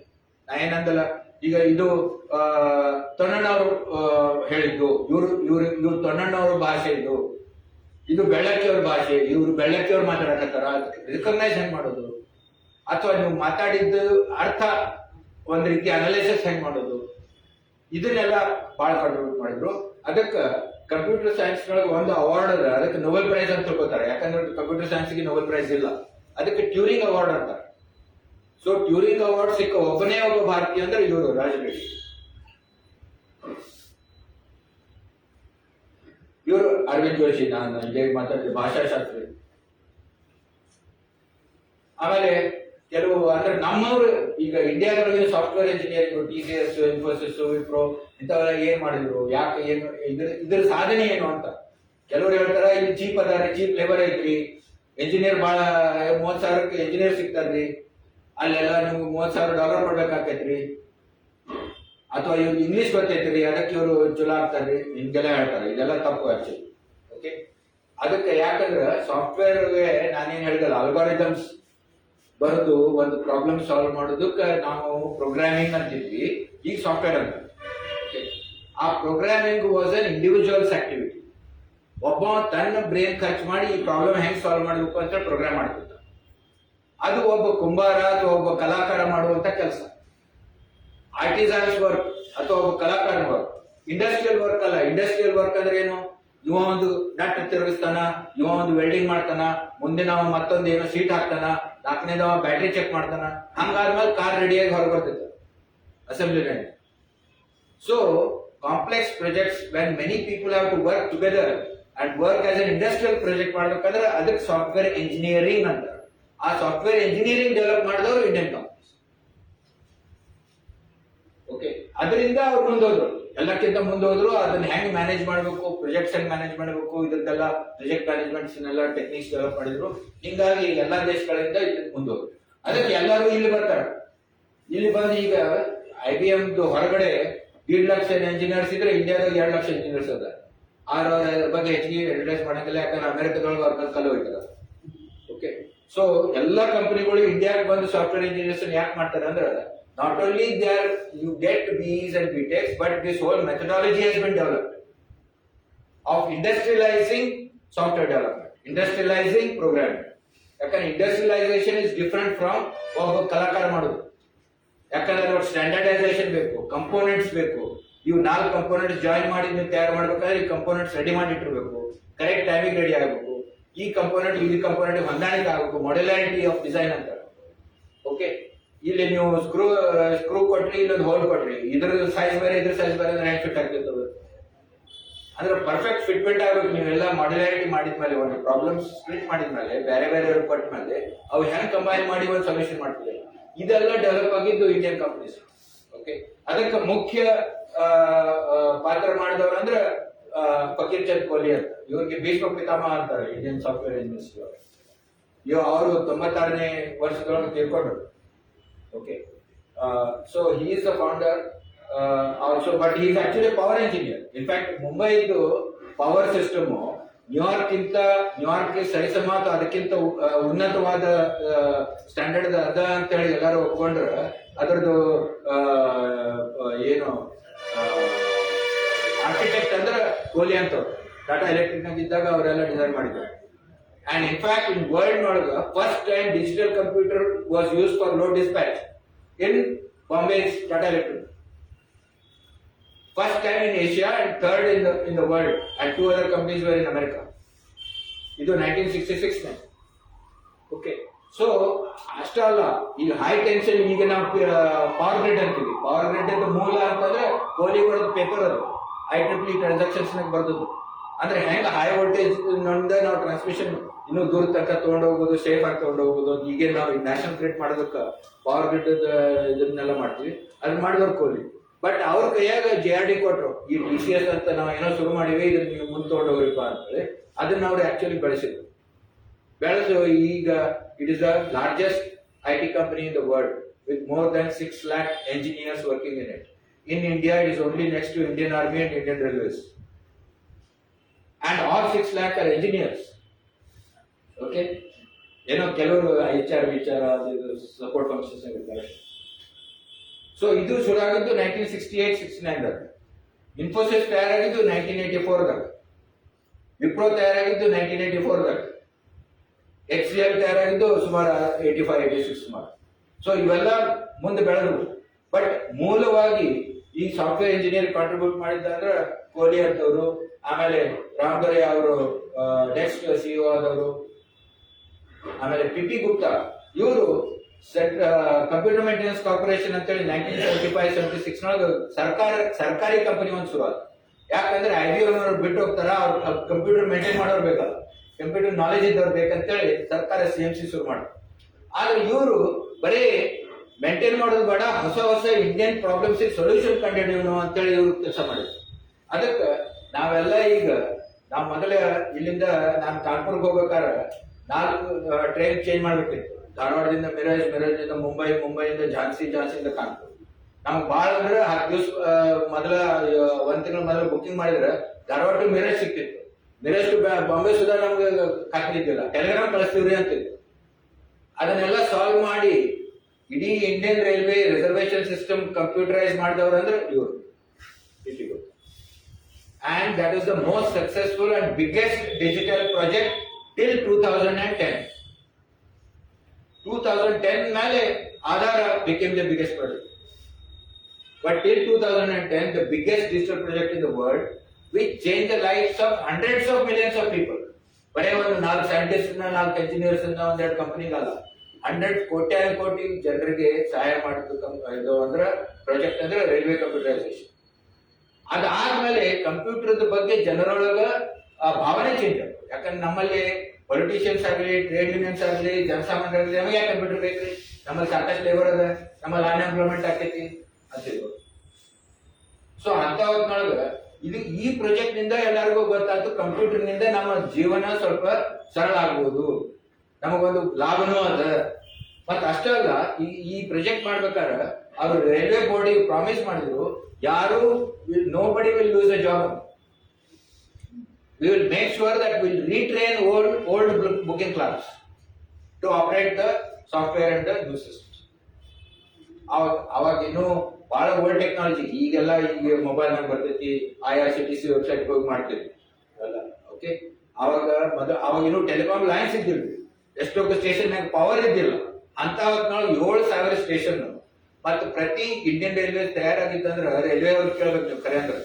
ಎಷ್ಟೋ ಪ್ರೈವೇಟ್ ಕಂಪನಿಗಳು ಜಾಯ್ನ್ ಆಗಿದ್ದು, ಸದರ್ ಮರಾಠ ಅಂತಿದ್ರು, ಅಲ್ಲಿ GIP grand Indian peninsular railway ಅಂತಿದ್ರು. ಇಂಥವು ಡಜನ್ ಗಟ್ಟಲೆ ರೈಲ್ವೆಗಳನ್ನು ಕೂಡಿ ಇಂಡಿಯನ್ ರೈಲ್ವೆ ತಯಾರಾಗಿದೆ. ಪ್ರತಿ ರೈಲ್ವೆದ್ದು ಬೇರೆ ಬೇರೆ ರೂಲ್ಸ್ ಇದ್ವು. ನೀವು ಈ ಕಂಪ್ಯೂಟರೈಸ್ ಮಾಡ್ಬೇಕಂದ್ರೆ ಯೂನಿಫಾರ್ಮಿಟಿ ಬೇಕಲ್ಲ, ಸ್ಟ್ಯಾಂಡರ್ಡೈಸೇಷನ್ ಬೇಕು. ಒಂದು ಕಡೆ ನೀವು ನಿಮ್ಮ ಬ್ರೇಕೇಜ್ ವ್ಯಾನ್ದೊಳಗ ಆಡ್ ತಗೊಂಡು ಹೋಗ್ಬೋದು, you can carry a boat ಅಂತಿದ್ರೆ, ಇನ್ನೊಂದ್ ಕಡೆ ಯಾವ ಪ್ರಾಣಿನೂ ಇಲ್ಲ ಅನ್ನೋಂಥ ರೂಲ್ಸ್ ಇದೆ. ನೀವು ನಗಬಹುದು ಈಗ, ಓಕೆ. ಬಟ್ ಅಂತ ಕಾಂಪ್ಲಿಕೇಟೆಡ್ ಸಿಸ್ಟಮ್ ನ ತಯಾರು ಮಾಡಿದ್ರು CMC ಅವರು, ಇವರ ನೇತೃತ್ವದೊಳಗೆ. ಮತ್ತೆ ಅಷ್ಟೇ ಅಲ್ಲ, ಇನ್ನೂ ಅನೇಕ ಈಗ ಕೋಡ್ ಸಿಸ್ಟಮ್ಸ್, ಇವನ್ ಫಿಂಗರ್ ಪ್ರಿಂಟ್ ರೆಕಗ್ನಿಷನ್, ಸ್ಯಾಟಲೈಟ್ ನಿಂದ ನೀವು ಟ್ರ್ಯಾಕ್ ಮಾಡೋದು ಬಸ್ಗಳನ್ನ, ಕಾರ್ಗಳನ್ನ, ಈ ಟ್ಯಾಂಕರ್ಗಳನ್ನ. ಯಾಕಂದ್ರೆ ಟ್ಯಾಂಕರ್ ನಿಂದ ಡೀಸೆಲ್ ಚೋರಿ ಆಗ್ತೈತಿ, ಅದಾಗ್ತೈತಿ, ಮಿಕ್ಸ್ ಆಗ್ತೈತಿ ಅಂತಿದ್ರು. ಅದಕ್ಕೆ 18,000 20,000 ಇಂಡಿಯನ್ ಆಯಿಲ್ ಟ್ಯಾಂಕರ್ಸ್ಗೆಲ್ಲ GPS ಇದನ್ನ ಚಿಪ್ಸ್ ಹಾಕಿದ್ದು, ಟ್ರ್ಯಾಕಿಂಗ್ ಸಿಸ್ಟಮ್ ಮಾಡಿದ್ದು, ಅದೆಲ್ಲ ಈ ಕಂಪನಿ ಮಾಡಿದ್ದು. ಇವರ ಅಧ್ಯಕ್ಷತೆಯೊಳಗ ಅದೆಲ್ಲ ಡೆವಲಪ್. DT ಗುಪ್ತಾ ಬಹಳ ಮಂದಿ ಇವ್ರ ಬಗ್ಗೆ ಗೊತ್ತಿಲ್ಲ. ಸೊ ಆಮೇಲೆ ಇನ್ನೊಬ್ರು ಕೇಶವ್ ನೌರಿ ಅಂತ, ಇವರು actually he was one of the pioneers in developing software engineering. And Kohli led it, but theoretician was Keshav Nori. ಇವರು IIT ಬಾಂಬೆಯಿಂದ ಗ್ರಾಜುಯೇಟ್ ಆದ, ನೇತ್ರಾವಳಿ ಕ್ಲಾಸ್ಮೇಟ್. ಅಂಡ್ ಆಮೇಲೆ ನಾರಾಯಣ್ ಮೂರ್ತಿ 81 ಇಂದ ಶುರು ಮಾಡಿದ್ರು, ಆಮೇಲೆ 84 ಸುಮಾರು ಇನ್ಫೋಸಿಸ್ ತಯಾರಾಗ್ತದೆ. ಮತ್ತು ಅವ್ರ ಪತ್ನಿ ಕಂಪ್ಯೂಟರ್ ಅಲ್ಲೆಲ್ಲ ಇತ್ತು. ಆಮೇಲೆ Nandan Nilekani not only played an important role in Infy, but ಈಗ ನಾವು ಅವ್ರು ನೆನ್ಸುದಂದ್ರೆ ಆಧಾರ ಸಲುವಾಗಿ. ಓಕೆ, ಆಧಾರ ಪ್ರಾಜೆಕ್ಟ್ ಅಧ್ವರ್ಯು ಅಂತ ಇವ್ರನ್ನ ನೇಮಕ ಆದ್ಮೇಲೆ ಆಕ್ಚುಲಿ ಆಧಾರ ಒಂದು it has become a revolutionary system as a system to be copied and learn from by every other country. Okay, ಯಾಕಂದ್ರೆ ಆ ಆಧಾರದ ತಳಪಾಯದ ಮೇಲೆ ಬೇರೆ ಬೇರೆ ಟೆಕ್ನಾಲಜಿ ಡೆವಲಪ್ ಆಗುತ್ತೆ. ಅಂಡ್ ಸೊ ಅದ್ರ ಮೇಲೆ ಕೆಲವು ಈಗ ನಾವು ಗೂಗಲ್ ಪೇ, ಆ ಪೇ, ಈ ಪೇ, UPI ಅಂತೀವಿ, ಭೀಮ್ ಅಂತೀವಿ, ಫಾಸ್ಟ್ ಟ್ಯಾಗ್ ಅಂತೀವಿ, ಇವೆಲ್ಲ ತಯಾರಾಗಿದ್ ಮ್ಯಾಲೆ ಕೂತಿದ್ರು. ಅದಕ್ಕೆ ಕೆಳಗ ಇದಂದ್ರೆ ಆಧಾರ್, ಅದಕ್ಕೆ ಹೆಸರು ಬರೋರು ಇದೆ ಆಧಾರ್ ಅಂತ. ಓಕೆ, ಸೊ ಅದಕ್ಕೆ ಲೀಡರ್ಶಿಪ್ ಕೊಟ್ಟವ್ರು ಇವರು. ಅಫ್ಕೋರ್ಸ್ ಅದು ಮತ್ತೆ ಸರ್ಕಾರಿ ಕ್ಷೇತ್ರದೊಳಗೆ ಮಾಡ್ಬೇಕಿದನ್ನ, ಇದು ಇನ್ಫೋಸಿಸ್ ಮಾಡಿದ್ದಲ್ಲ ಅಥವಾ TCS ಮಾಡಿದ್ದಲ್ಲ, ಅಲ್ಲೆಲ್ಲ ನಿಮಗೆ ಬಹಳ ಫ್ರೀಡಮ್ ಇರ್ತೈತಿ. ಧಾರವಾಡದೊಳಗೆ ಅಟ್ಲೀಸ್ಟ್ 1 ವರ್ಷನೇ ಇದ್ರು. ಕರೆಕ್ಟ್.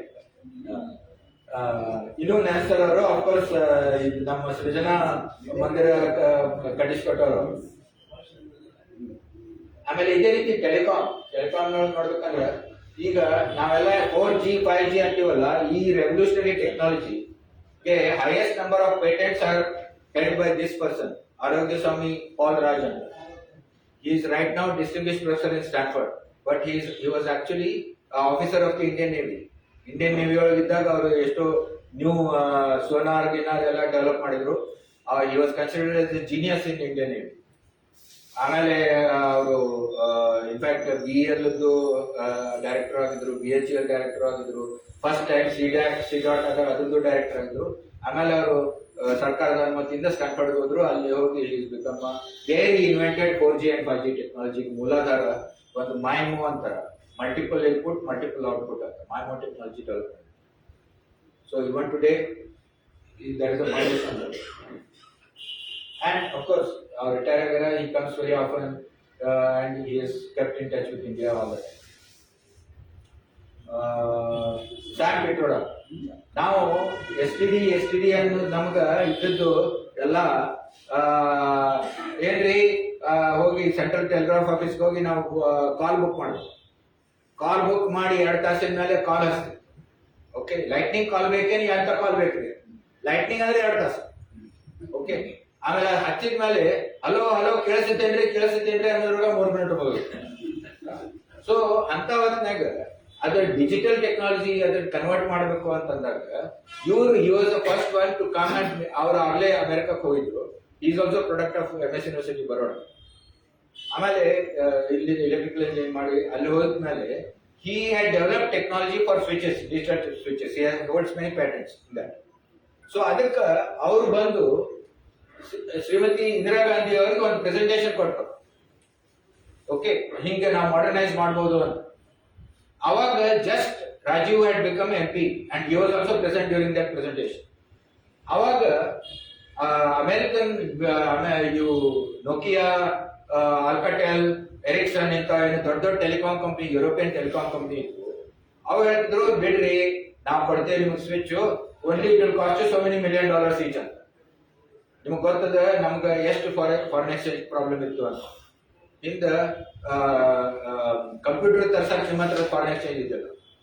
ಓಕೆ, ಸೊ ಅಂತ ಹೊತ್ನಾಗ ಇವರು $1 million ಕೊಟ್ಟು ಹೆಂಗ್ ತರಬೇಕು ಅಂದದಕ್ಕೆ ಇವ್ರು ಅಂದ್ರು, no need, will develop it in India. ನನಗ ಒಂದು ಗ್ರೂಪ್ ತಯಾರು ಮಾಡೋದಕ್ಕೆ ನೀವು ಅಲೋ ಮಾಡ್ರಿ, ಸರ್ಕಾರದ ಕಂಟ್ರೋಲ್ನಾಗ ಬಟ್ ಲಿಟಲ್ ಇಂಡಿಪೆಂಡೆಂಟ್ ಅಂತ ಒಂದು ಸೊಸೈಟಿ ಅಂತ ಮಾಡೋಣ ಅಂತ ಹೇಳಿ C DOT centre for development of telematics ಅಂತೇಳಿ ಅವ್ರು ಶುರು ಮಾಡಿದ್ರು. ಅವ್ರ ಅಧ್ಯಕ್ಷತೆ ಒಳಗೆ ಅವ್ರ ಟೆಕ್ನಾಲಜಿ ಐಡಿಯಾಸ್ ನಿಂದ ಶುರುವಾಗಿದ್ದು. ಅಲ್ಲೆಲ್ಲ Young telecom engineers got together and created the digital switch. And that digital switch has been used all over the world.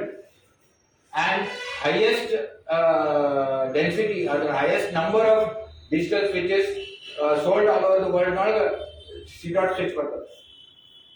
Vietnam, Africa, ಇಲ್ಲಿ ಎಲ್ಲ ಕಡೆ ಹೋಗ್ತದೆ. Because it such A successful thing. And ನೀವು ಧೂಳಿರಲಿ, ಅದಕ್ಕೆ AC ಬೇಕಾಗಿದ್ದಿಲ್ಲ, ಅದಕ್ಕೆ ಏನೋ ಅಂತದೆಲ್ಲ ಕಠಿಣ ಪರಿಸ್ಥಿತಿ ಒಳಗೂ ಅದು ರೋಬಸ್ಟ್ನೆಸ್ ಅಂತಾರೆ, ಅದಕ್ಕೆ ರೋಬಸ್ಟ್ನೆಸ್ ಆಫ್ ಡಿಸೈನ್ ಅಂತದೆಲ್ಲ ಗುಣ ಇದ್ದು ಅದರ. ಅದಕ್ಕೆ ಅದರಿಂದ ನಮಗೆ ಡಿಜಿಟೈಸೇಷನ್ ಶುರು ಆಗುತ್ತೆ. ಆ ಡಿಜಿಟೈಸೇಷನ್ ಇಂದ ನಮಗೆ STD ಶುರು ಆಗುತ್ತೆ. STD ಬಂದ ಮೇಲೆ ಎಲ್ಲರಿಗೂ STD ಕೊಡಕ್ ಆಗಲ್ಲ ಅಂತ STD ಬೂತ್ ಬಂತು. ಅಂದ್ರೆ ಅವರೊಂದು ಹಾರ್ವರ್ಡ್ ಬಿಸ್ನೆಸ್ ರಿವ್ಯೂದೊಳಗೆ ಆಮೇಲೆ ಒಂದು ಪೇಪರ್ ಬರೋದು, ಬಹಳ interesting paper, summing up that whole democracy and village telephone ಅಂತ, result of all the experience of India. ಅಂದ್ರೆ ಈಗ ಅದಕ್ಕೆ ಅವರೇನಂದ್ರು, ಈಗ ನೋಡ್ರಿ ಅವಾಗ ನಾಟ್ ಇವನ್ 2% ಟೆಲಿ ಡೆನ್ಸಿಟಿ ಅಂತಾರೆ. ಅಂದ್ರೆ how much of the population have telephone. ಅವಾಗ ನಿಮ್ಗೆ ಗೊತ್ತಲ್ಲ, ಒಂದು ಟೆಲಿಫೋನ್ ಬುಕ್ ಮಾಡಿದ್ರೆ ನಮ್ಮ ಕುಲಕರ್ಣಿ ಅವರಂತ ಡಾಕ್ಟರ್ ಇದ್ರೆ ಅದು ಲಘು ಸಿಗ್ತಿತ್ತು, ಬೇರೆ ಅವ್ರಿಗೆ ಸಿಗಲ್ಲ. ಡಾಕ್ಟರ್ ಅಂದ್ರೆ ಸ್ವಲ್ಪ ಲಘು ಕೊಡ್ತಾರೆ. ಇಲ್ಲಾಂದ್ರೆ ನೀವು $3,000 ತುಂಬ್ರಿ, ಒಂದು 6 ತಿಂಗಳು ನಿಲ್ರಿ, ವೇಟಿಂಗ್ ಲಿಸ್ಟ್ ಅದ, ಹಂಗದ ಹಿಂಗದ ಓಕೆ ಸಿಗ್ತಿದ್ದಲ್ಲ. ಅಂತ ಹೊತ್ನೊಳಗ ನೀವು ಎಲ್ಲರಿಗೂ ನಾನು ಟೆಲಿಫೋನ್ ಕೊಡ್ತೇನೆ ಅಂದ್ರೆ ನಾವು ಯಾವಾಗ ಮುಟ್ಬೇಕದು? If you want to reach developed country standards, it's not possible. ಅದಕ್ಕೆ ಅವರೇನಂದ್ರು, we don't want to give telephones to everybody, but we want to give access to the telephone to everybody. ಅದಕ್ಕೆ ಪ್ರತಿ ಹಳ್ಳಿಯಾಗ ಒಂದು booth ಮಾಡೋಣ. ಆ booth ನೊಳಗೆ ಯಾವುದೋ ಒಬ್ಬ unemployed ಯುವಕ ಆಗಲಿ, ಡಿಸೇಬಲ್ಡ್ ಯುವಕ ಆಗಲಿ, ಅವ್ನು ಕುಂದಿಸೋನು, ಅವನಿಗೂ ಒಂದು ಆದಾಯ ಆಕೈತಿ. ಯಾರು ಬೇಕಾದವ್ರು ಅಲ್ಲಿ ಹೋಗಿ $3 ಕೊಡೋದು, STD ಮಾಡೋದು, ಏನು ಎಷ್ಟು ಇರ್ತೈತೆ ಅದನ್ನ STD ಚಾರ್ಜ್ ಕೊಡ್ತಾನ ಅನ್ಸಲ್ಲ. ಅದರಿಂದ ನಮ್ಮ ಇಂಡಿಯಾದೊಳಗೆ migrant labour for the first time they could speak to their own families. ಬರೇ ಬಿಸ್ನೆಸ್ ನಮ್ಮಂತ ನಿಮ್ಮಂತ ಮಂದಿಗಲ್ಲ, ದಿನಕೂಲಿ ಮಾಡುವ ಮಂದಿ ಸುಧಾ ತಮ್ಮ ಫ್ಯಾಮಿಲೀಸ್ ಕನೆಕ್ಟ್ ಮಾಡುವಂತದ್ದು. ಅಂದ್ರೆ ಕಮ್ಯುನಿಕೇಶನ್ ಇದಕ್ಕೆಲ್ಲ ಕಳಪ ಹಾಕಿದವರು ಸಿಡಾಟ್ ಅಂಡ್ ಇಸ್ರೋ ತನ್ನ ಸ್ಯಾಟಲೈಟ್ ಮೂಲಕ ಇಲ್ಲಿಂದ ನಾವು ಅಗರ್ತಲಾ ಕನೆಕ್ಟ್ ಮಾಡ್ತೀವಿ. ಇಲ್ಲಾಂದ್ರೆ ನಾರ್ತ್ ಈಸ್ಟ್ಗೆ ನಮಗೆ ಏನ್ ಸಂಬಂಧ ಇದೆ,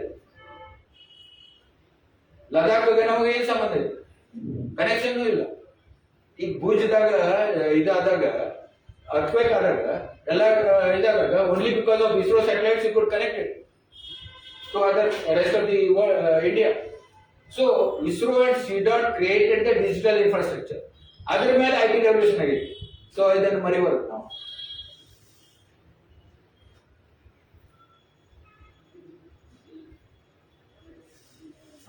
ಇವ್ ವಿಷ್ಣು ಅಟಲ್ ಅಂತ ಇವರು ಬಹಳ ದೊಡ್ಡ ವಿಜ್ಞಾನಿ, ಇಂಡಿಯನ್ ಇನ್ಸ್ಟಿಟ್ಯೂಟ್ ಆಫ್ ಸೈನ್ಸ್ ಬೆಂಗಳೂರಿನ ಪ್ರಾಡಕ್ಟ್. ಅವರು ಮುಂದೆ ಅಮೆರಿಕಕ್ಕೆ ಹೋದ್ಮೇಲೆ ಇವರೊಂದು ಅತಿ ಹೊಸ ರೀತಿ ಶೋಧ ಮಾಡಿದ್ರು. ಏನಂದ್ರ ಇಲ್ಲಿ ತನಕ ಬರೇ ಅದರ ಡೀಟೇಲ್ ನಾನು ಹೇಳಕ್ ಹೋಗಿಲ್ಲ, ಬಟ್ ಅವ್ರೇನ್ ಡೆವಲಪ್ ಮಾಡಿದ code is today used in every single mobile phone. ಅದಕ್ಕೆ ಲಿನಿಯರ್ ಪ್ರಿಡಿಕ್ಟಿವ್ ಕೋಡಿಂಗ್ ಅಂತ.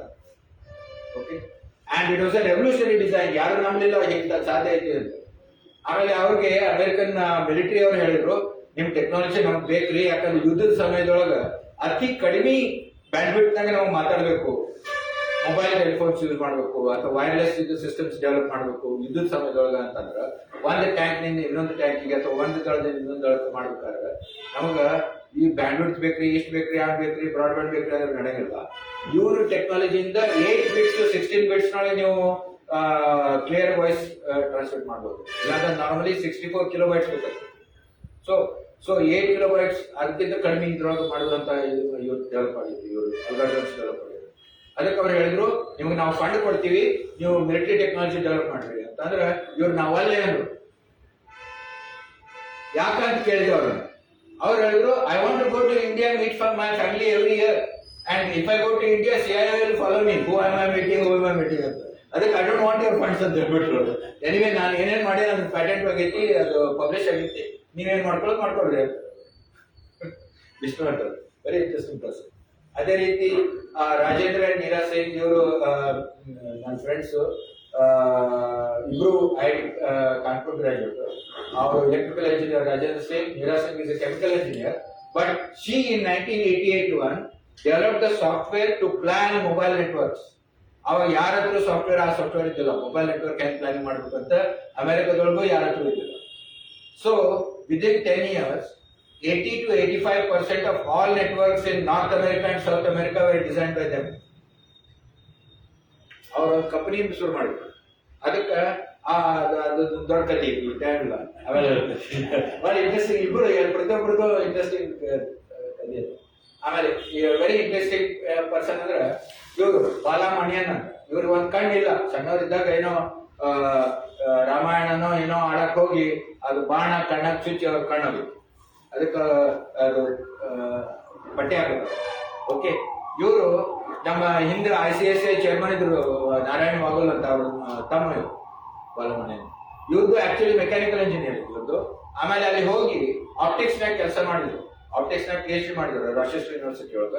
ಅವಾಗ ಅವರೊಂದು ಹೊಸ ಟೆಕ್ನಾಲಜಿ ಡೆವಲಪ್ ಮಾಡಿದ್ರು. ಏನಪ್ಪಾ ಅಂತಂದ್ರೆ, ಈಗ ನಾವು ಮೆಡಿಕಲ್ ಯೂಸ್ ಸಲುವಾಗಿ ಮೆಡಿಕಲ್ ಎಲೆಕ್ಟ್ರಾನಿಕ್ಸ್ ಅಂತಾರಲ್ಲ, ಆ ರೀತಿ ಏನಪ್ಪಾ ಅಂದ್ರೆ ಎಕ್ಸ್ರೇ ನಾವು ಯಾರ್ದೋ ತಜ್ಞರಿಗೆ ತೋರಿಸ್ಬೇಕಂದ್ರೆ ಎಕ್ಸ್ರೇ ನೀವು ಕುರಿಯರ್ನ ಕಳಿಸ್ರಿ, ಅವ್ರು ನೋಡ್ಬೇಕು, ಅವ್ರು ನಿಮ್ಗೆ ಹೇಳಬೇಕು. ಅದಕ್ಕೆ ನಾವು ಇದನ್ನ ಎಕ್ಸ್ರೇ ಡಿಜಿಟೈಸ್ ಮಾಡ್ಬೋದೇನೋ. ಆ ಡಿಜಿಟಲ್ ಫೈಲ್ ನಾವು ಇದನ್ನ 1973 ಅವಾಗ ಇಂಟರ್ನೆಟ್ ಇದ್ದಿಲ್ಲ, ಟೆಲಿಫೋನ್ ಲೈನ್ ಮೂಲಕ ನಾವು ಇನ್ನೊಂದು ಟೆಲಿಫೋನಿಗೆ ಮುಟ್ಟಿಸ್ಬೋದೇನೋ, ಅಲ್ಲಿ ಅದನ್ನ ತಿರುಗಿ ಅವರು ಸ್ಕ್ರೀನ್ ಮೇಲೆ ನೋಡ್ಬೋದೇನೋ, ಆ ತಜ್ಞರು ಅದನ್ನ ನೋಡಿ ನಮ್ಗೆ ರಿಪ್ಲೈ ಮಾಡ್ಬೋದೇನೋ, ಕನ್ಸಲ್ಟ್ ಮಾಡ್ಬೋದೇನೋ. ನಾವೇನೀಗ ಟೆಲಿಮೆಡಿಸಿನ್ ಅಂತೀವಿ, ಇವೆಲ್ಲ ಅಂತೀವಿ. ಇದ್ರ ಸಲುವಾಗಿ ಅವರು ಹೊಸ ಟೆಕ್ನಾಲಜಿ ಡೆವಲಪ್ ಮಾಡಿದ್ರು. Digitising films and converting digital file to film. ಆ ಕಡೆ ಅದನ್ನ ಫಿಲ್ಮ್ನು ಪ್ರಿಂಟ್ ಮಾಡ್ಬೋದು ಅಥವಾ ನೀವು ಸ್ಕ್ರೀನ್ ಮೇಲೂ ನೋಡ್ಬೋದು. ಅವಾಗ ಇನ್ನೂ ನಾವು ಕಂಪ್ಯೂಟರ್ ಸ್ಕ್ರೀನ್ಸ್ ಇದ್ದಿಲ್ರಿ, ಬರೋಬರಿ CRT ಯೂಸ್ ಮಾಡ್ತಿದ್ರು. ಅದು CRT ಅಂತಾರ ಅವಾಗ. ಓಕೆ, ಕ್ಯಾಥೋಡ್ ಟ್ಯೂಬ್ಸ್ ಅಂತವೆಲ್ಲ ಅಂತವ್ರನ್ನ ಇದನ್ನ ಡೆವಲಪ್ ಮಾಡಿದ್ರು. ಇದ್ರದ್ದು ಇಂಪಾರ್ಟೆನ್ಸ್ ಕಂಡುಹಿಡಿದವ್ರು ಯಾರು? ಹಾಲಿವುಡ್ನವ್ರು ಸ್ಪೆಷಲ್ ಎಫೆಕ್ಟ್ಸ್ ಮಾಡಕ್ಕ ನಾವು ಕಂಪ್ಯೂಟರ್ನೊಳಗೆ ಡಿಸೈನ್ ಮಾಡ್ತೀವ್ರಿ, ಅದನ್ನ ಫಿಲ್ಮಿಗೆ ಹೆಂಗೆ ಟ್ರಾನ್ಸ್ಫರ್ ಮಾಡೋದು ಅಂತೇಳಿ ಫಸ್ಟ್ ಟೈಮ್ ನಾವೇನು ಸ್ಟಾರ್ ವಾರ್ಸ್ ಅಂತೀವಿ, ಪಿಕ್ಸಾರ್ ಅಂತೀವಿ, ಅವರೆಲ್ಲ ಇವರು ಟೆಕ್ನಾಲಜಿ ಕೊಂಡ್ಕೊಂಡು ತಮ್ಮ ಕಂಪ್ಯೂಟರ್ ಗ್ರಾಫಿಕ್ಸ್ ಡೆವಲಪ್ ಮಾಡಿದ್ರು. ಅದಕ್ಕೆ 1999 ಎಲ್ಲರಿಗಿಂತ ಮೊದಲು ಆಸ್ಕರ್ ಹೊಡೆದ ಭಾರತೀಯ ಅಂದ್ರೆ ಇವ್ರಿಗೆ 1999 ಆಸ್ಕರ್ ಕೊಟ್ಟು for technical contribution to cinematography for entire creation of Hollywood special effects. Very gentle, very humble person. ನಾನು ಏನೋ ಅವ್ರಿಗೆ ಭೇಟಿಯಾದಾಗ ಅವ್ರು ಕೆಲವು ವರ್ಷಕ್ಕೆ ಬೇರೆ ಅವ್ರಿಗೆ ಇಂಟ್ರೆಸ್ಟ್ ಇರ್ತಾವ. ಅವ್ರು ಬಯೋ ಇನ್ಫಾರ್ಮ್ಯಾಟಿಕ್ಸ್ ಅಂತ ಹೊಸ ಇದ್ರೊಳಗೆ ಕೆಲಸ ಮಾಡಕತ್ತಿದ್ರು. ನಾವು ಅವ್ರು ಕೇಳಿದೆ, so this is our potentially India can do a lot because biologist are also there, computer scientist are also there, bio informatics ನಮ್ಮಲ್ಲಿ ಡೆವಲಪ್ ಮಾಡ್ಬೋದು. ನೀವು ಸ್ವಲ್ಪ ಇಲ್ಲಿ ಬಂದು ಲೆಕ್ಚರ್ ಕೊಡ್ರಿ, ಸ್ವಲ್ಪ ಇದು ಮಾಡ್ರಿ ಅಂತಂದ್ರೆ ಅವ್ರೇನಾದ್ರು ಗೊತ್ತೈತನ, what can I do, I am NRI. NRI ಅಂದ್ರೆ ನಾನ್ ರೆಲೆವೆಂಟ್ ಇಂಡಿಯನ್ ಅಂತ. ಇಲ್ಲಾಂದ್ರೆ ಎಲ್ಲ NRIಗಳು ಬಂದು ನಿಮ್ಗೆ ಉಪದೇಶ ಕೊಡ್ತಾರೆ, ಹೆಂಗ್ ಮಾಡ್ಬೇಕಿತ್ರಿ, ಹ್ಯಾಂಗ್ ಮಾಡ್ಬೇಕಿತ್ರಿ, ನಿಮ್ಗೆ ಇದು ಗೊತ್ತಿದ್ರಿ ಅದು ಗೊತ್ತಿದ್ರಿ ಅಂತ ಹೇಳಿ ಹಬ್ಬಸ್. ಅದೇ ರೀತಿ ಈಗ ಕಂಪ್ಯೂಟರ್ ದ ಥಿಯರಿ ಇದು it has become highly mathematical. ಇಷ್ಟು ಮ್ಯಾಥಮೆಟಿಕಲ್ ಆಗೈತೆ ಅಂದ್ರೆ ಯಾವ ಕಂಪ್ಯೂಟರ್ ಸೈಂಟಿಸ್ಟ್ಗೂ ತಿಳಿವಲ್ದು theoretical computer science. It's totally highly mathematical. So ಅದರ ಆ ಕಂಪ್ಯೂಟರ್ ಥಿಯರಿಟಿಕಲ್ ಕಂಪ್ಯೂಟರ್ಸ್ ನೋಡಿದ ಟಾಪ್ 10 ನೇಮ್ಸ್, ಟಾಪ್ 20 ನೇಮ್ಸ್ ನ ನೋಡ್ಬೇಕಂದ್ರೆ ಎಷ್ಟೋ ಭಾರತೀಯರು ಸಿಗ್ತಾರೆ. ಕೆಲವ್ರದ್ದು ಫೋಟೋ ತೋರಿಸ್ತೀನಿ ನಿಮ್ಗೆ ಅಷ್ಟ. ಇವ್ರಿಗೆ ಎಲ್ಲಾ ಪ್ರೈಸಸ್ ಸಿಗ್ತಾವ. Golden prize, Fulkerson prize, Nagarjuna prize, ಇವೆಲ್ಲ ಟಾಪ್ ಪ್ರೈಸಸ್ ಇವೆಲ್ಲ ಸಿಗ್ತಾವ. ಇವರು ರವಿ ಕಣ್ಣನ್ ಅಂತ, ಇವರು IIT ಬಾಂಬೆ ಗ್ರಾಜುಯೇಟ್. ಇವರು ರಾಜೀವ್ ಮೋಟ್ವಾನಿ. ಇನ್ಫ್ಯಾಕ್ಟ್ ಇವರು ಗೂಗಲ್ ಗುರುಗಳು. ಇವರು ಶಿಷ್ಯರ ಗೂಗಲ್ ಸರ್ ಮಾಡಿದ್ರು. ಇವರು ಆ ಶಿಷ್ಯರ ಕೂಡ ಬರೆದ paper became the foundational paper for Google and is also golden prize winner. ಅವರು IIT ಕಾನ್ಪುರ್ ಗ್ರಾಜುಯೇಟ್. ನರೇಂದ್ರ ಕರ್ಮಾರ್ಕರ್, ಇವರು IIT ಬಾಂಬೆ ಗ್ರಾಜುಯೇಟ್. ಈಗ ತಿರುಗಿ ಬಂದಾಳ, ಈಗ ಇಂಡಿಯಾದಾಗ. Umesh Vazirani, quantum computer one of the founding members ಅಂತ. ಈಗ IIT ಡೆಲ್ಲಿ ಅವರು, ಈಗ ಯೂನಿವರ್ಸಿಟಿ ಆಫ್ ಬರ್ಕ್ಲಿ ಒಳಗದ. ಮಧುಸೂದನ್, ಈಗ ಇವರು actually Vazirani student. He has won all sorts of prizes MIT ಒಳಗದ. ಸಂಜೀವ್ ಅರೋರಾ ಪ್ರಿನ್ಸ್ಟನ್ ನಾಗ, ಇವರು ವಜಿರಾನಿ ಸ್ಟೂಡೆಂಟ್. ಲವ್ ಗ್ರೋವರ್, ಇವರು IIT ಡೆಲ್ಲಿ ಅವರು. ಇವರು ಕ್ವಾಂಟಮ್ ಕಂಪ್ಯೂಟಿಂಗ್ ಅಂತ ನಾವೇನಂತೀವಿ ಈಗ ಕ್ವಾಂಟಮ್ ಕಂಪ್ಯೂಟರ್ಸ್ ಅಂತ, ಅದ್ರೊಳಗೆ one of the most foundational algorithms, Grover algorithm ಅಂತಾರ, ಅದನ್ನ ಡೆವಲಪ್ ಮಾಡಿದವರು. ಮಣಿಂದ್ರ ಅಗರ್ವಾಲ್, ಇವರು ಶುದ್ಧ ದೇಸಿ product. BTech IIT Kanpur, MTech IIT Kanpur, PhD IIT Kanpur, ಈಗ ಸದ್ಯಕ್ಕೆ ಡೈರೆಕ್ಟರ್ IIT ಕಾನ್ಪುರ್. ಇವರು 2001 ಇಬ್ಬರು ಅಂಡರ್ ಗ್ರಾಜುಯೇಟ್ ಸ್ಟೂಡೆಂಟ್ಸ್ ಕೂಡ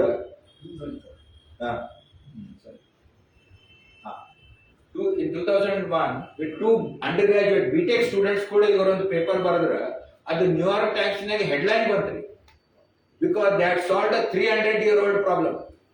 ನಾವಾಗ ಸ್ಟ್ಯಾನ್ಫರ್ಡ್ ಯೂನಿವರ್ಸಿಟಿಯಾಗ ಇದ್ದೆ, ಮಂದಿನ ಭೇಟಿ ಆಗಿರ್ತಿದ್ದೆ. ಅವರೆಲ್ಲ ಆಲ್ ಎಕ್ಸೈಟೆಡ್ ಇದ್ದಾರೆ. ಯಾಕಂದ್ರೆ there is a paper from IIT Kanpur, we are all studying it and checking whether that proof is correct or not.